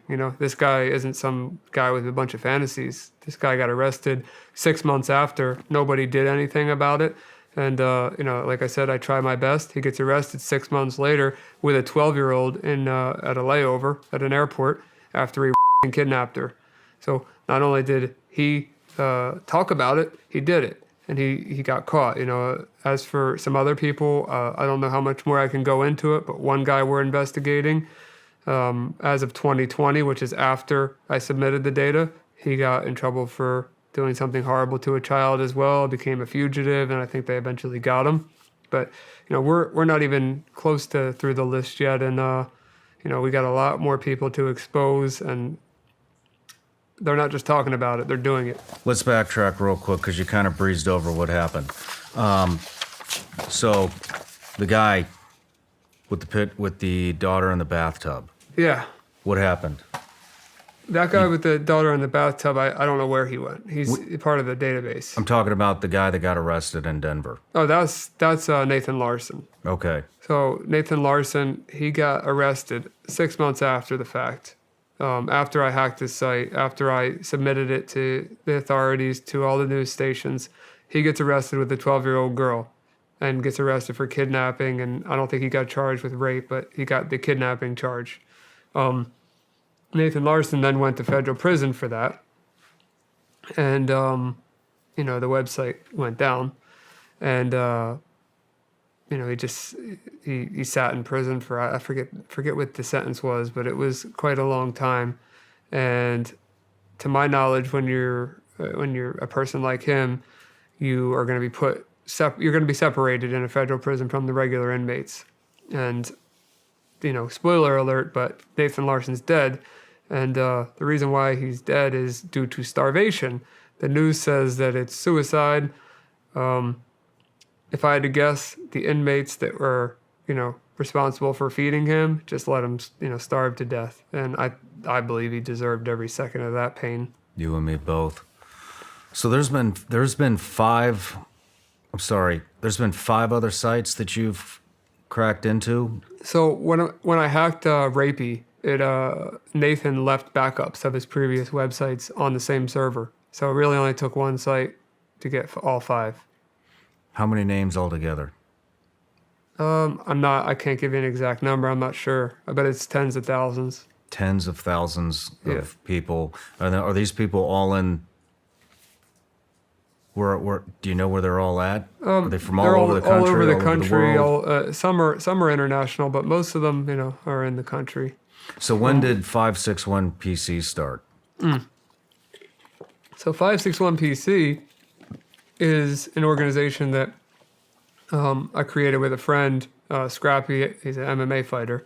It started because of the frustration that nothing happened from this original, this whole ordeal. We're talking 2.5 years after the fact. I've been, looking into information on predators for organizations on YouTube anonymously with my name not attached whatsoever. Just finding information and sending it over to the organizations, and then they would go and confront them themselves. And I did that for many organizations, like I said, completely anonymously. I wasn't looking for recognition or my name to be attached to anything. I meet Scrappy, Dustin Lampros, whatever you want to call him. He's a really good dude. And Hold on, Scrappy's a professional MMA fighter in the UFC, correct? He didn't get his call for the UFC yet, but he's 8-0 undefeated, 7 knockouts. He's likely going to get the call. He's on the way. Yeah, and even Dana White knows who he is, I believe. He's a good dude outside of fighting. He's a very nice guy, gentle heart, religious guy, great person in my eyes. So he was a good partner to pick for this upcoming project. And I was like, hey man, do you know how bad it is on the internet? Like I told him the story that I just told you. He was blown away by the fact that nothing happened. And I told him, I said, like, let me show you how bad it is, not just tell you. So I was like, Google search teen chat room Florida, or it was something similar to that. So he Googled it. I told him, click any chat room. I don't care which one it is. He clicks the chat room. He clicked guest. He clicked guest. He didn't have to make an account. Made his name Ashley, 13, female, Florida, something like that, and just said hi in the chat room. And within 5 minutes, he must have got 40, 50, 60 messages from grown men, some naked, some trying to video chat, some saying that, they want to meet up, and very horrible things, like grown men hanging out in these teen chat rooms. From that point on, he realized how serious this actually was. And I was like, hey, well, you know that it's not just these chat rooms. It's most of the time it's social media apps like Facebook, Snapchat, Instagram, Twitter, TikTok, Tinder, all of them. It's anywhere a kid has access to. Roblox, Minecraft, their Xbox when they're talking to their friends. These predators are on everything. So I said to him, hey, if we get some decoys in there and they grown women or grown men, they pretend to be children, we can go and try to catch these people and expose them in real life. Just the same way I've been helping organizations for 2.5 years do it, except instead of me sending it to them, we'll do it ourselves. We'll clean up at least try our best to clean up our town in South Florida. And he was like, yeah, man, I'm definitely down to do it. And of course, at first you think when somebody says they're down to do something like that, it's a hit or miss. But he was on point, ready to go. And, we've caught 14 people now in a couple months of doing it. And, local law enforcement, Delray Beach Police, have been incredible. And we're just going to continue to grow. If anybody's interested in checking that out, it's at 561PC, like 561 Predator Catchers on Instagram, same as for YouTube. And, you'll find me there, and you'll also find Scrappy there. Let's rewind. What was your first operation like? My first what? Your first operation. What's the first guy you guys caught together as a team? How did that go down? So the first guy we caught as a team was just a complete test. Scrappy and I used an app called Grindr, which is a gay dating app for the most part. Not only gay, but mostly gay. And we both used a filter to make ourselves look younger. And we just started talking to any guy that messaged us. We didn't message anybody first. We waited for people to message us.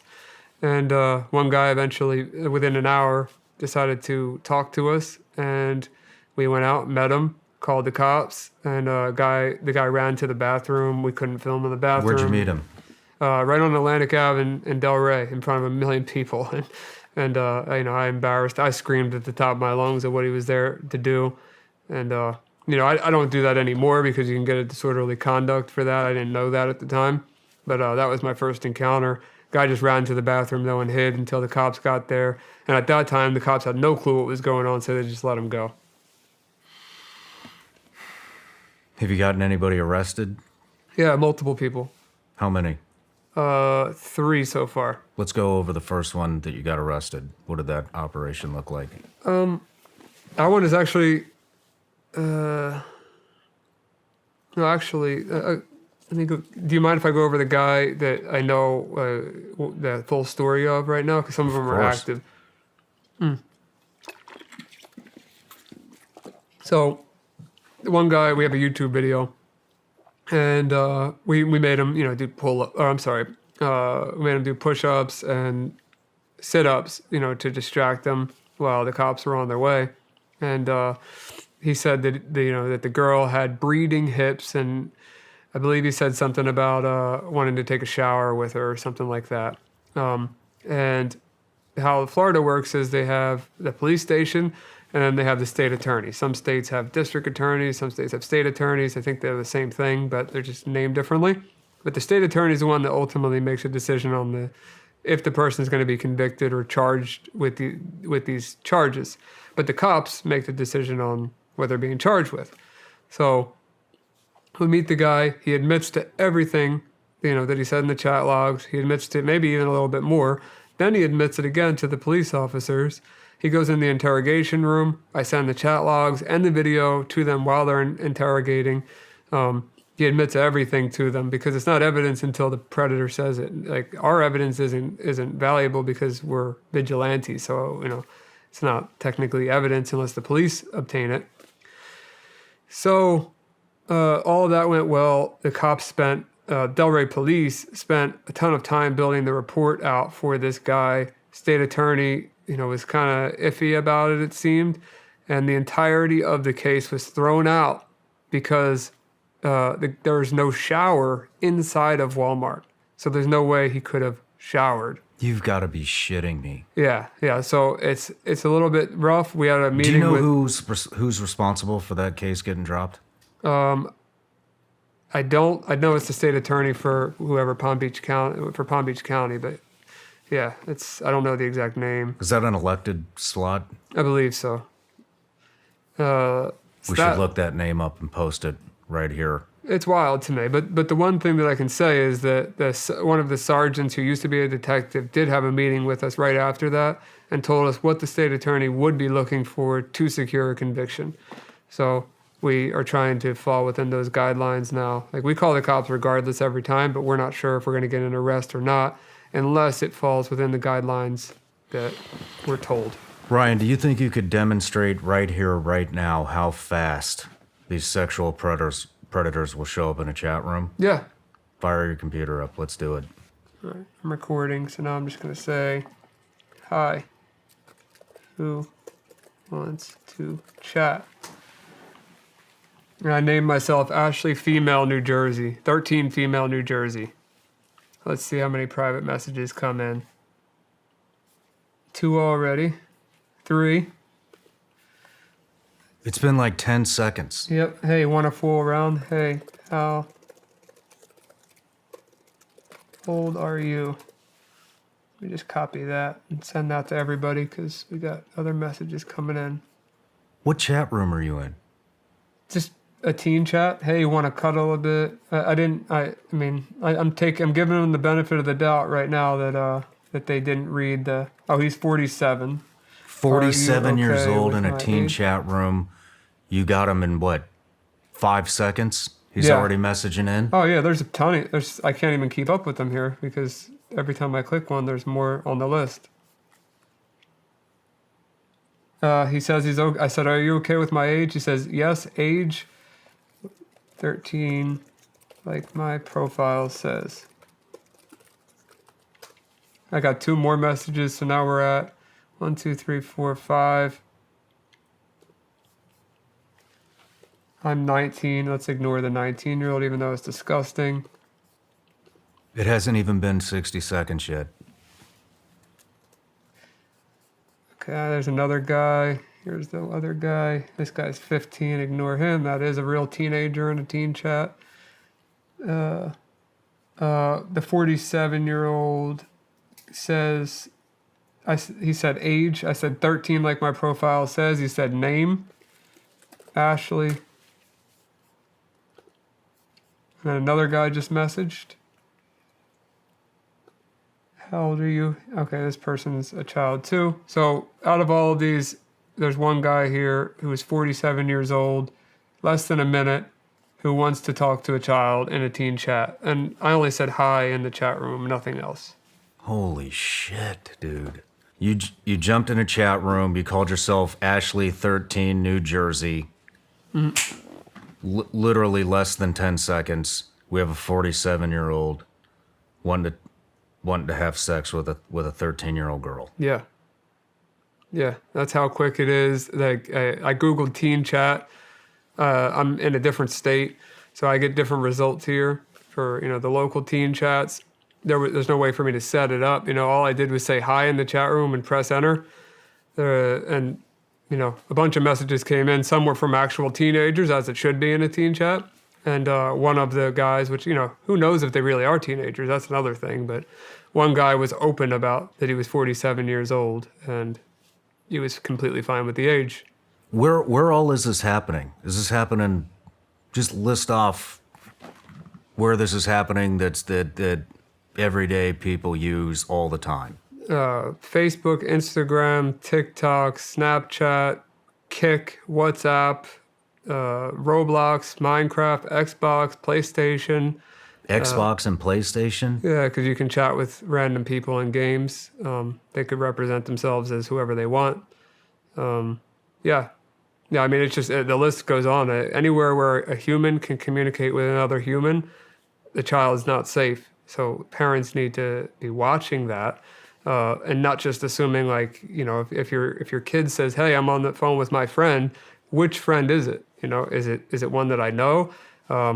You can't be scared of being a helicopter parent, because if your kid's aggravated at you for a couple of minutes for being overprotective in these scenarios, I think it's not your fault regardless of what happens, but to save them from a life of trauma, I think it might be worth the extra couple minutes or aggravating your kid to see who they're actually talking to, see who their friends really are, and just spend that extra time, because it could save a lifelong battle with trauma. This happened to somebody I know in Parkland. I remember I used to live in Boca, so I got a lot of friends down there. Happened in Parkland. He's got a couple daughters, and she was blackmailed by somebody and had taken pictures, and it's everywhere, just as you just demonstrated it. I mean, 10 seconds, less than 10 seconds, and he's on there. Yeah. Is this the case every single time? Yeah. Some of the guys want to chat for longer before they meet up in person, but yeah, it's that easy. It's not good that it's easy, but it is that easy to find them. They're out there, and they're being predatory, like the name states. How? I don't know what to call it. I don't want to call it a success rate, but what is the percentage of people that you're talking to on here that will come and meet? Depends on how long you talk to them, and if you can convince them that you're not a police officer. Would you say the majority of them? Way more than the majority, yeah. 90%? Yeah. Over 90%? It depends if they ask to meet or not yet, because sometimes it takes a while for them to chat. So I would say, yeah, like if they ask to meet, 95% plus if they ask to meet up. 95%, you think? Yeah. Damn. How did Project Veritas get involved with you? They saw a viral podcast of me talking about the website, and they were interested, and they said, well, I want to help you bring justice to this, to what the other stations failed to bring justice to, and the FBI even failed to, or everybody failed me. I felt like they failed me. And Project Veritas said, hey, well, we will do something about this. We'll put our whole team on it. We're gonna bring light to this. We're gonna bring these people out of the dark corners of the earth, and it made me feel like, okay, I have a team here. I have people that are willing to, fly across the country and meet me in a 24-hour notice, which they did, to have a conversation. They flew me out to New York to do an interview. Just off my word. I could have been lying. I could have been a member. Who knows what they didn't know who I was. So they just took my word for it, and they gave me the most compassion and love more compassion and love than I would have ever expected, and still are to this day. What does this collaboration between you and them look like? How are they? You're obviously feeding them all the information that you've uncovered so far. Are you still getting more information? So right now we're going off the data that I already have, which is so much, especially with Nathan Larson's websites. The one we're focusing on at the moment is rapey.co and .to. So anyone that was on that list is going to be investigated. We have all of their information, or ways to find it. So we're just going to go down that list, keep exposing them in person, and we've found quite a few already. So it's only going to get more extreme, especially as the team gets bigger. And hopefully we do some justice, put some more in prison, uncover some secrets. How are you guys? So they sent me. So this interview is timed perfectly. When Project Veritas starts to release this information, we're right behind them. We've talked to them. We're collaborating with them. Mm-hmm. We want to just dump gas and amplify what you guys are doing to get this word out. So what does this collaboration look like between you and them? You're feeding them the information, and then how are they reaching out to these guys, and how are they getting them to come in and confess to this stuff? They have their own ways of dealing with undercover operations and like filming undercover.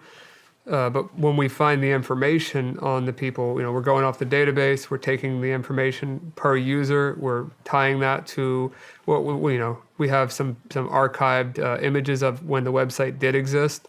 So we could say this user said this at this time or replied to this at that time, figure out who that user is, and then organize a team to go out there and meet them. But the process of finding out who they are is called OSINT, or Open Source Intelligence.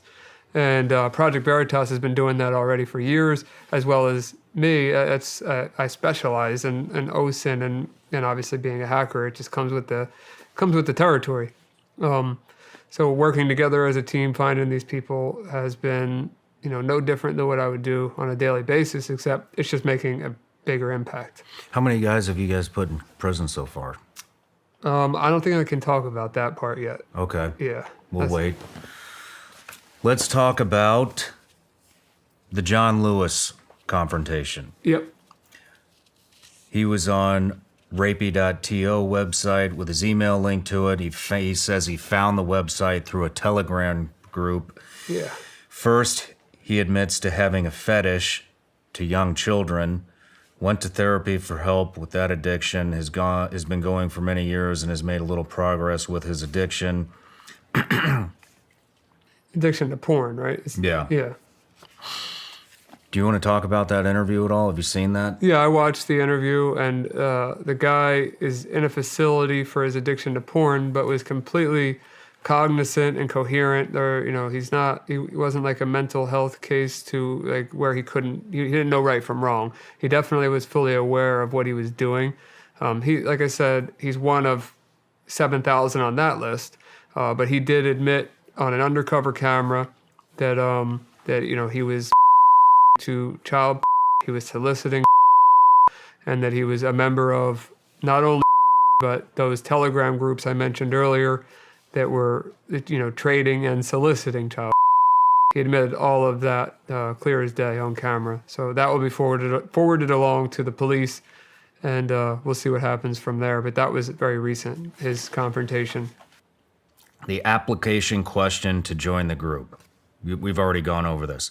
If a man wants to his 3-year-old daughter in every while she is, do you have a problem with that?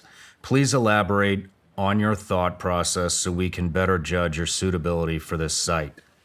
John Lewis's response: I do have a problem with that. That's disgusting. Then they expose the conversation, make a video in the school basement. Denied it. It was a lie. Denied receipt. Passed. He only admits to having seen but did not distribute it. And then confessed to have looked or seen images, never physically acting on those urges. And then later confessed. Right. And says that he never did any of that. And if what he says that he did on the forum, he legitimately says that he kid in the basement across from the school, and just by chance, that's where he lives, across from a school where his parents live. So, he could say he didn't or he did, but the fact that he admitted to, like, I've been in some very, very tough spots in my life, but I've never thought about a child ever. Either. I doubt you have either. If I don't trust anything you say. Yeah. So if you tell me on a forum that kid in the basement, you probably in the basement. That's what I'm gonna safely assume. Do you know what happened to this guy? That's like I said, that one's so new that I'm not sure what's going to happen to him, but hopefully He's still out there right now, though. Yeah.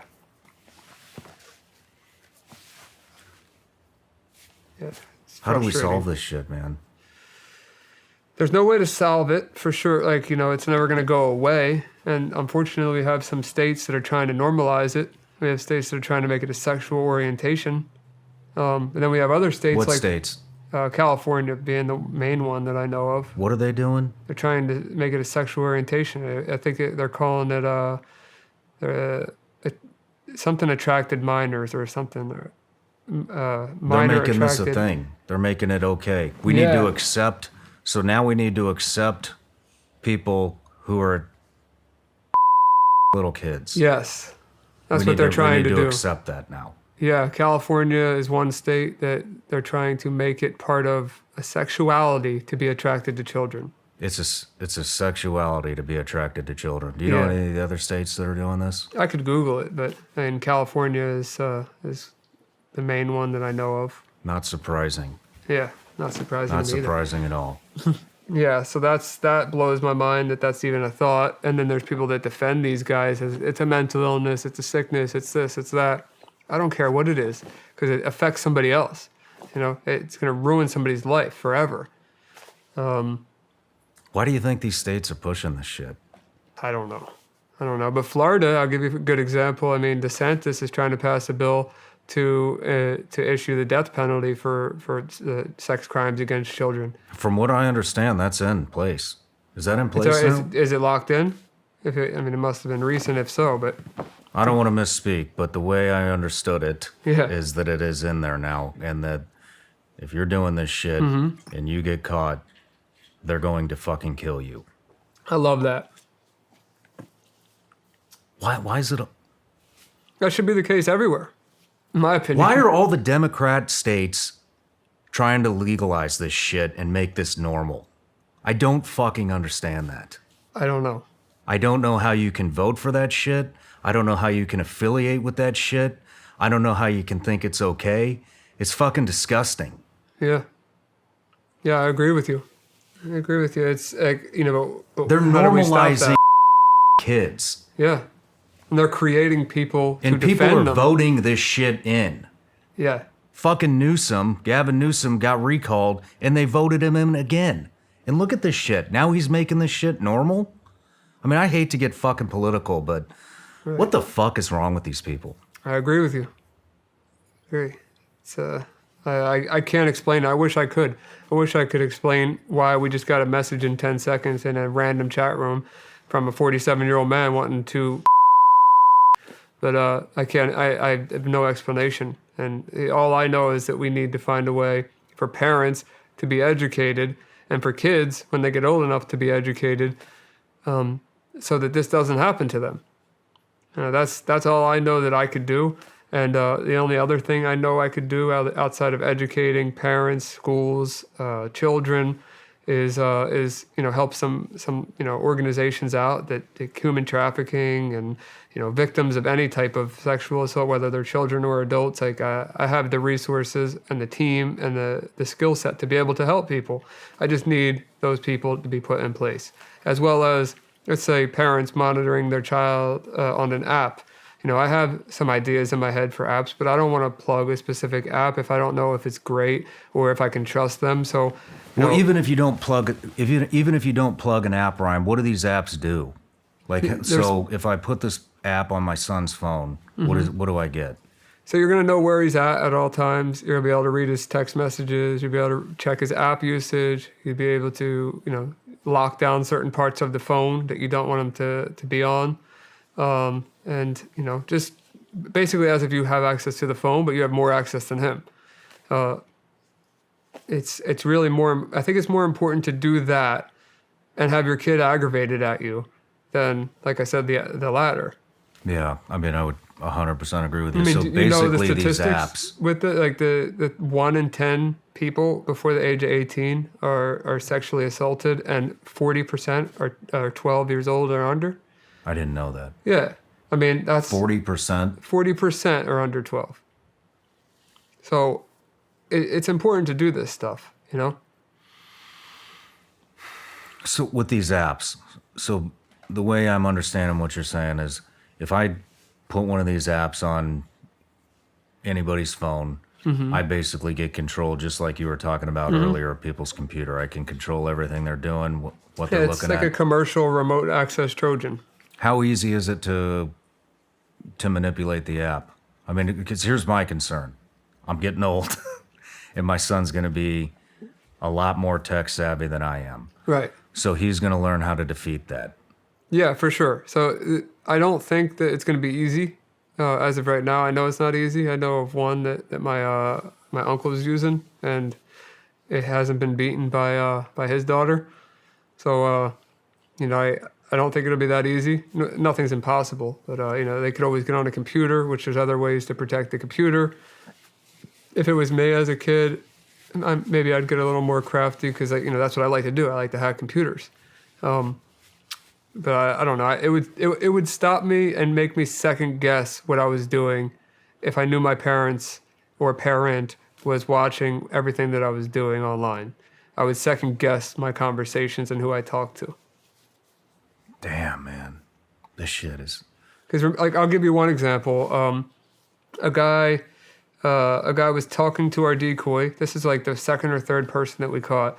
Talking to our decoy in a normal chat room, not like that, like regular social media site, and was using a photo of some guy that was in a band as his profile photo, using a fake phone number, fake age, and a fake name. And we were like, we can't find information on him. Like, we can meet up with him, but we're not going to know anything about the guy. So we eventually got the decoy to get the guy to send pictures of his face. And he sent some real pictures of his face. I was able to find him on the internet, found his real name, found that he was not the age that he said, not the name that he said, that he wasn't even using his real photos. He booked a hotel room. He ordered. He even actually ordered pizza to the hotel room, thinking that he was meeting with an 11-year-old at that time. And it's you got to remember that the 11-year-old he thought he was talking to was under the assumption they were meeting some guy from a band that was younger, that got a hotel for the night, that just ordered pizza, when in reality it's some guy in his mid-40s them.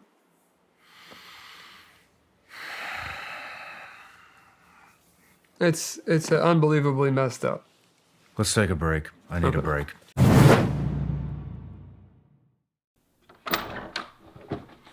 Hey guys, let me tell you about this subscription service that I've been working real hard on called Vigilance Elite Patreon. Basically on Patreon, we have it broken up into 3 different tiers. We got tier 1, tier 2, and tier 3. Let's dive in. Our tier 1 patrons get all the behind the scenes footage of the Shawn Ryan Show. That could include behind the scenes photos, that could be side conversations that we have in between breaks, that could be specific questions that our patrons give us for the guest on the Shawn Ryan Show, and a ton of bonus content that doesn't really fit into any specific category.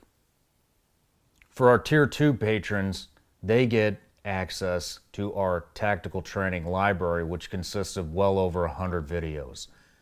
We've broken those videos up into separate categories, and those categories are rifle fundamentals, pistol fundamentals, drills, tactics, driving, gear and weapon setups, and everybody's favorite, mindset. Also on tier 2, you will get a live update from me on the 1st and the 15th of every month, where we talk about the upcoming guests on the Shawn Ryan Show, plus all the benefits of tier 1. Our top tier, which is tier 3, gets full access to all the other tiers, plus they get full access to me, where we do video teleconferencing, VTC, once a month. We discuss anything from tactics to current events to who's coming on the show. I take suggestions, and it's very interactive. No matter what tier you choose, the support is greatly appreciated, and it is the only thing that makes this show drive on. So thank you for all the support. See you on Patreon. All right, Ryan, we're back from the break. Sorry, man, I was getting a little too angry before the break, so I understand. Wanted to cool off for a minute. But while we were on the break, I want to clear a couple things up. We were talking about the California law and the Florida law. So we printed some stuff up. This is from the Liberty Champion. I didn't realize this stuff in California got signed into law in 2020. Right. Yeah, and I don't know. God knows what more they've done since then. Yeah, who knows? I know the LGBTQ plus community, from what it says in one of those articles, they were not happy at all about this decision. So it seems they're not in support of, or at least the LGBTQ movement is not in support of the sexually attracted to minors or men I can't remember Yeah, the so acronym. the plus, is that what this is? I believe so, but I don't want to be wrong. Yeah, so let's just stick to what we know. So I'm just going to read this. This is a report from the Liberty Champion. It is an opinion poll. I think this portion is factual. You can look it up. We're on a time crunch, so whatever, look it up. But according to this, a couple weeks ago, this is dated October 12th, 2020. A couple weeks ago, California Governor Gavin Newsom signed a law that would allow judges to decide whether or not to list someone as a sex offender for having or with a minor. According to the bill, it only applies to consensual sex, whether it be between a minor 14 years old or older. So as long as they're 14, you're good in California. Well, I guess you're not good. Consensual. It's up to the judge. Yeah, it's up to the judge, and they believe that children can consent at that age. And then from what I know, just hearing things or reading things, that there is they want to make it a sexuality in certain states, one being California, that you're attracted to minors overall. And I don't believe kids can consent personally, not in the slightest. This goes on to say, it looks like this is an opinion poll, so I don't want to get too far in the weeds, but it looks like they're adding it to the LGBTQ plus community. Minors deserve the right to consensual sex too. That's ridiculous. That's not from me. That's from this. Right. I totally disagree with this shit. Just Agreed. in case somebody tries to make a weird sound. Yeah, I don't agree with it either. But then we go, and then the Florida thing. This is April 20th, 2023. This is from ABC News. They're really upset about this, if you read the whole article. But Florida Governor Ron DeSantis on Thursday signed a bill that will allow juries to impose the death sentence even if all 12 jurors do not agree. He is also likely to approve a second bill passed by the lawmakers on next Tuesday, that would make sexual battery of a child under the age of 12 a death penalty offense. It's quite the difference between the two states there. Agreed. I know where I'd want to live. I do live in Florida and totally agree with what he's trying to do. I just can't believe people are into this shit. You know? Yeah, I do it every day, and I still can't believe it. But so we're going to kind of wrap things up here. There's a couple of things that we haven't talked about yet. I know you got a couple of facts, statistics that you want to rattle off. Before we get to that real quick, let's go over a couple of examples. On our break, you were talking about confronting a man in Delray Beach, yes, who then was later caught. And then we also talked about a letter that you got from I don't want to say a gentleman's attorney, a pedophile's attorney. Right. Basically standing up for him, trying to pay you. I'll leave it to you from here. Let's start with the teacher. So I'll start with the guy. The video as of recording now isn't on our YouTube channel, but by the time this is released, people will be able to watch this man's video. He showed up after talking to our decoy and talking sexually. He was fully aware of the age, and I looked into the guy. The guy went to school to be a teacher. He has a bachelor's in teaching, teaching to some degree. I don't know what specific topic or if teaching is just a degree, but he is a teacher. He taught at 2 different schools. What schools? I have them on my computer. I don't have them off the top of my head. Local Florida schools? One is an online tutor school and another one's not. So, but he has two properties, one in Massachusetts and one in Florida. He showed up to meet. His name was Brent. And I walked up to him with the camera, Scrappy behind me, and we called his name. And the guy just starts walking away while he's on the phone with our decoy. And we're like, hey, we have all your information. We know where you live. We know you're like, instead of just saying we know where you live. We're giving him the address. We're telling him where, his name. We're telling him where he's worked. We're telling him age. Like, this guy knew that we knew who he was, and he kept walking and kept walking. Then he goes into a full sprint. He's full sprinting through the Walmart, and I'm not a big runner, so I just start chasing after him. I'm running as fast as I can to catch up with him. I got the camera in my hand, and I'm screaming at the guy, saying, like, what are you doing here? Like, what's going through your head? Guy gets in his car, he drives away. Didn't get a word out of the guy. So we thought, okay, let's just report it to the police. We'll put the video up. It'll just be a short video. We'll attach some of the chat logs so people see he was a teacher. And I thought that was the end of it. A couple days later, I get a text message from a friend that says, hey, didn't you just catch this guy? Her name's Courtney Elizabeth. She's a predator catcher. She texted me a screenshot from another predator catcher 1,200 miles away in Pennsylvania. So we're in Florida originally. This guy drove to Pennsylvania for whatever reason. I don't know why he was there, if he was on his way to Massachusetts. I don't know what he was doing there, but got caught again by another predator catching group. And I reached out to that predator catcher, Luzerne County predator catcher. He does his county and is known in that specific area. And he sent me all the chat logs. One of the chat logs said that he was chased out of Walmart by 2 police officers. And the guy has no idea who we were because we didn't get a chance to say, we didn't get a chance to even tell him what we were doing. So just, the point of the matter is he didn't get the point the first time.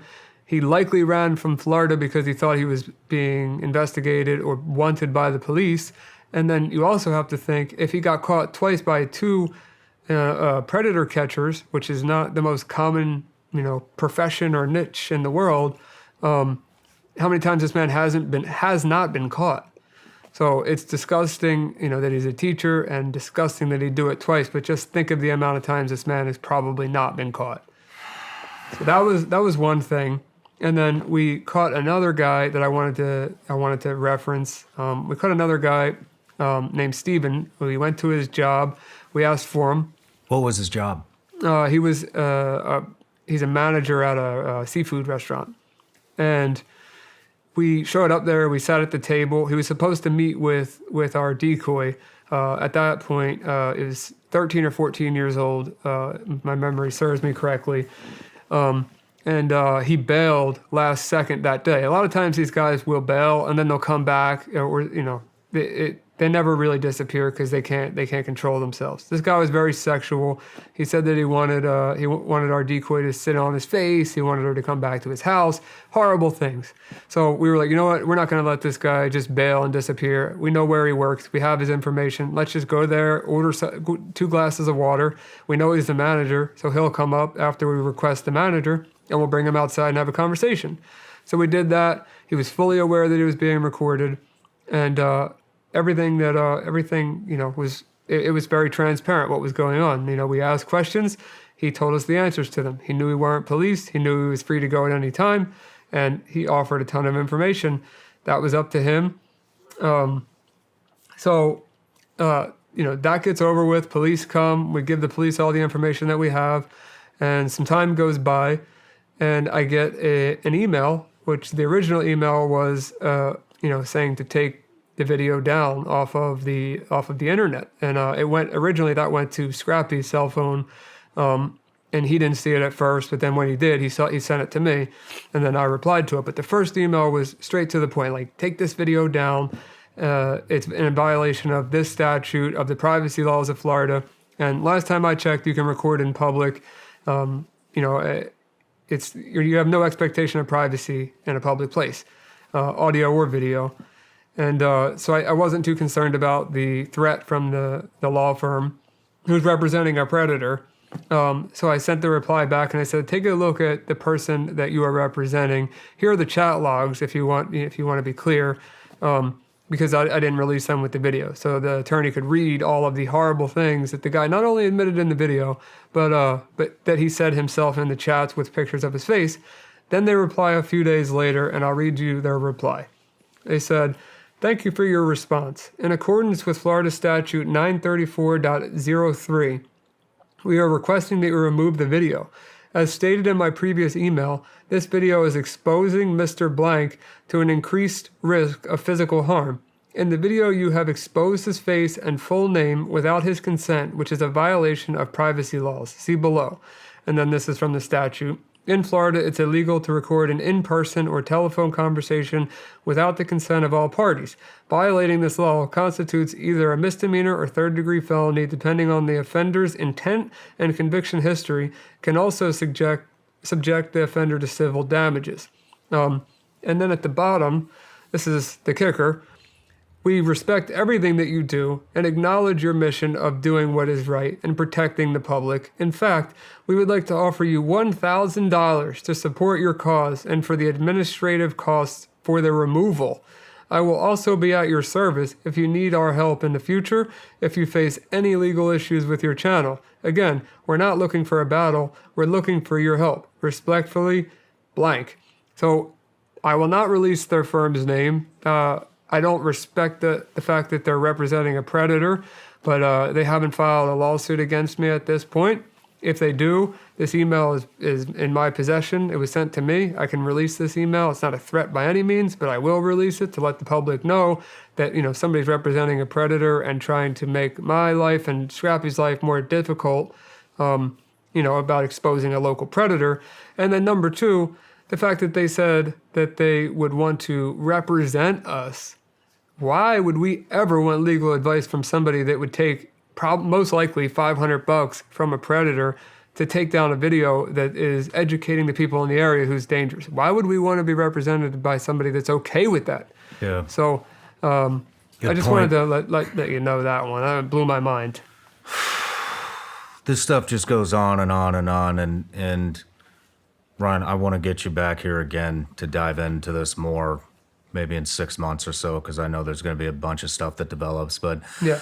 So I know you have a couple of statistics you want to rattle off. Sure. And let's rattle those off, and then let's try to end this with something positive. Okay. Yeah, agreed. So these are just just some statistics about human trafficking, which it coincides with exactly what we're doing, catching predators and these pedophile ring websites. 1 in 5 U.S. teenagers who have received an unwanted sexual solicitation online. That's Crimes Against Children Research Center. 13 years old is the average age at which a child first encounters an explicit website, which comes from Guard Child. 75% of children are willing to share personal information with strangers. That comes from eSafety Commissioner. 75%? 75%. 50% of sexual exploitation incidents involving children that begin on social media platforms. What was that percentage? 50%. They begin, which I believe is higher. Yeah. 27% of online child exploitation cases involving a perpetrator who is a family member or acquaintance. Source: National Center for Missing and Exploited Children, the people that ignored me. But yeah, 27% of people are cases involving family members and acquaintances, which I think that number's higher too. So they're just statistics. They're not always accurate. But either way, they're still horrible, regardless of which way you look at it. Yeah, it's something to try to wrap your head around and understand the severity and how much this shit happens. But moving on, let's get into some good news. Let's talk about how we solve this thing, right. Which seems, when you look at it and you see you can enter just any chat room and somebody shows up in 5 seconds to... Literally, within 10 seconds, we had that message, or it might have been 5. Yeah. We'll find out. And, we'll find out in the video when we edit. But just to bring some hope to people, we actually the videographer came up with a great option, at least to start. And he was saying, you make a database. We'd pull all of your information, intelligence that you've yanked out of these sites, and hopefully you'll continue to exploit these sites with that information. and make a database, a public database that has all the people that are associated with these sites, names, addresses, pictures, if we can get them, all of it. And then people, schools, businesses, people that are looking to hire, parents, anybody can just go onto this database, type in a name, see if it pops up. Or a face. Or a face. Yeah. Or both. Yep. I think that's a phenomenal idea. Yeah, of course. I mean, like we were saying on the break, it's not like these people are innocent by like, there's no possible chance of them being innocent. There's chat logs of them talking sexually to what they believe is a minor, and then there's video evidence of them showing up there at the time they say they're going to be there, most of the time on the phone with what they think is a child while they're walking through the store or through a public place to meet who they think is a kid. So the database of, if a cop can't get a charge to stick, or the state attorney doesn't want to go through with the case, well, then the public should know regardless, because then they can make their decision based on the evidence that was gathered by the public. I don't know what the legalities would be either, but if you are an attorney who knows this subject and you want to help, reach out to 0 Day, reach out to Project Veritas, reach out to us. Yeah. All those links will be in the description. But man, I think that would be, you know what else I think? We should shame the attorneys who are representing predators. Yeah, I think it's ridiculous. I mean, there's no Put 'em on money a in the world billboard. that you could pay me to get rid of this information, to stop the journey that I'm on right now. I don't care what you offered me. It's not happening. It's not worth it. I care too much about kids. I don't even have a kid. And again, off the break, I said, I can't, I don't know how I'm going to act when I have a kid. I'm already crazy, and, it's about my friends' kids. I'm going to be, I need to find a balance between being a crazy parent and letting my kid have their own space, because I'm terrified. Yeah, me too. I don't even, this stuff really gets to me. And when we connected, I told you my goal this year is to dive into this subject and bring a lot of awareness to it. And man, this shit eats me alive, and then you read stuff like what California's doing, and it's, I mean, they're making this, they're trying to normalize it. Yeah. So if you're a pedo, move to California. Right, yeah, move If there. you're not down with that, move out of California. I guess so.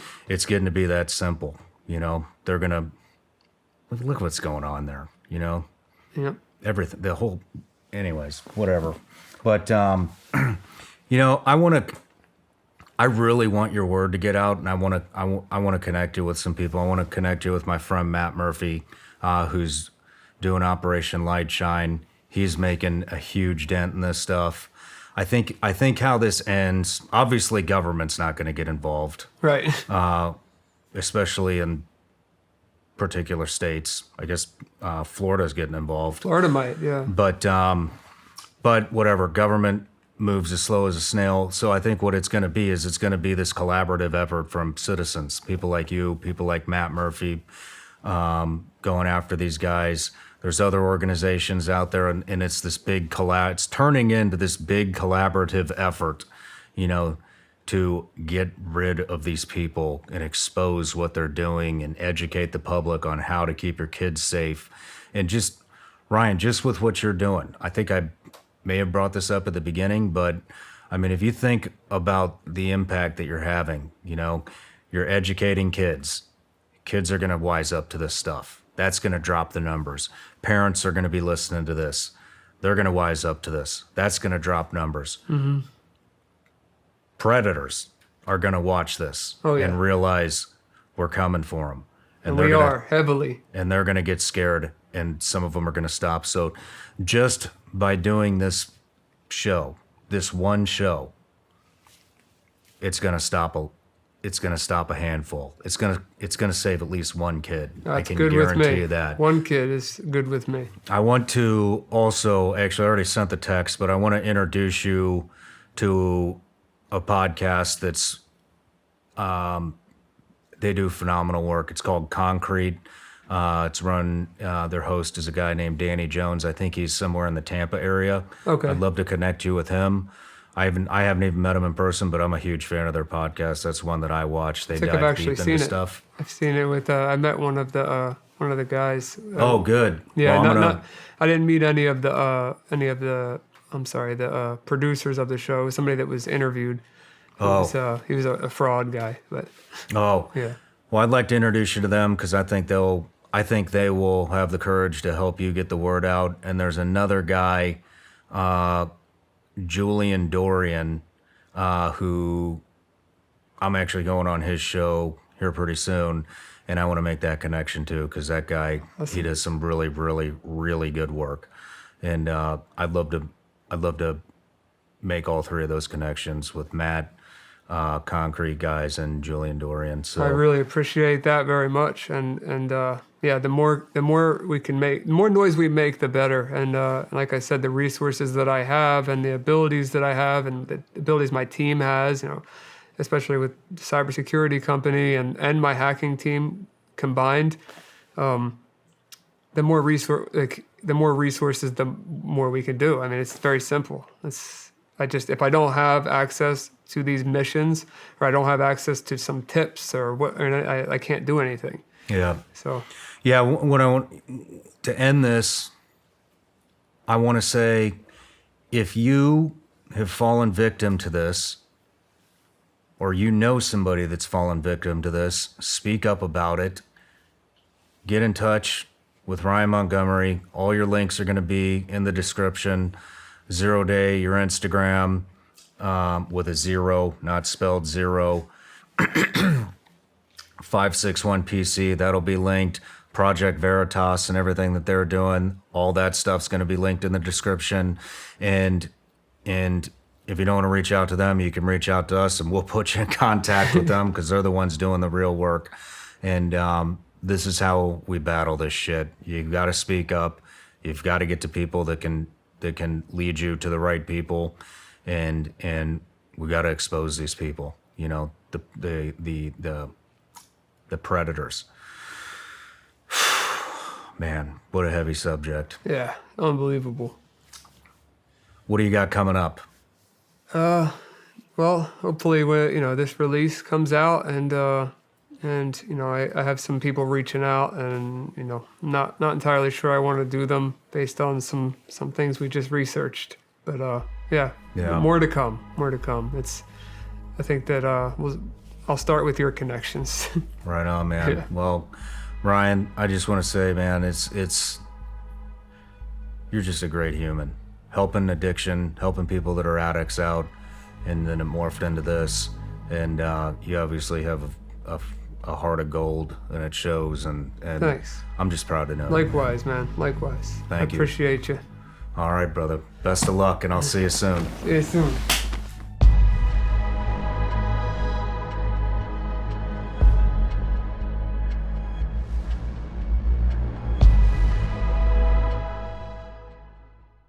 Hey everybody, I'm Shawn Ryan. Click here to subscribe to the Shawn Ryan Show YouTube channel for the hottest and most compelling interviews that you will not see anywhere else. I've also made a playlist of all the previous SRS episodes so they're easy to find. You can find that right here.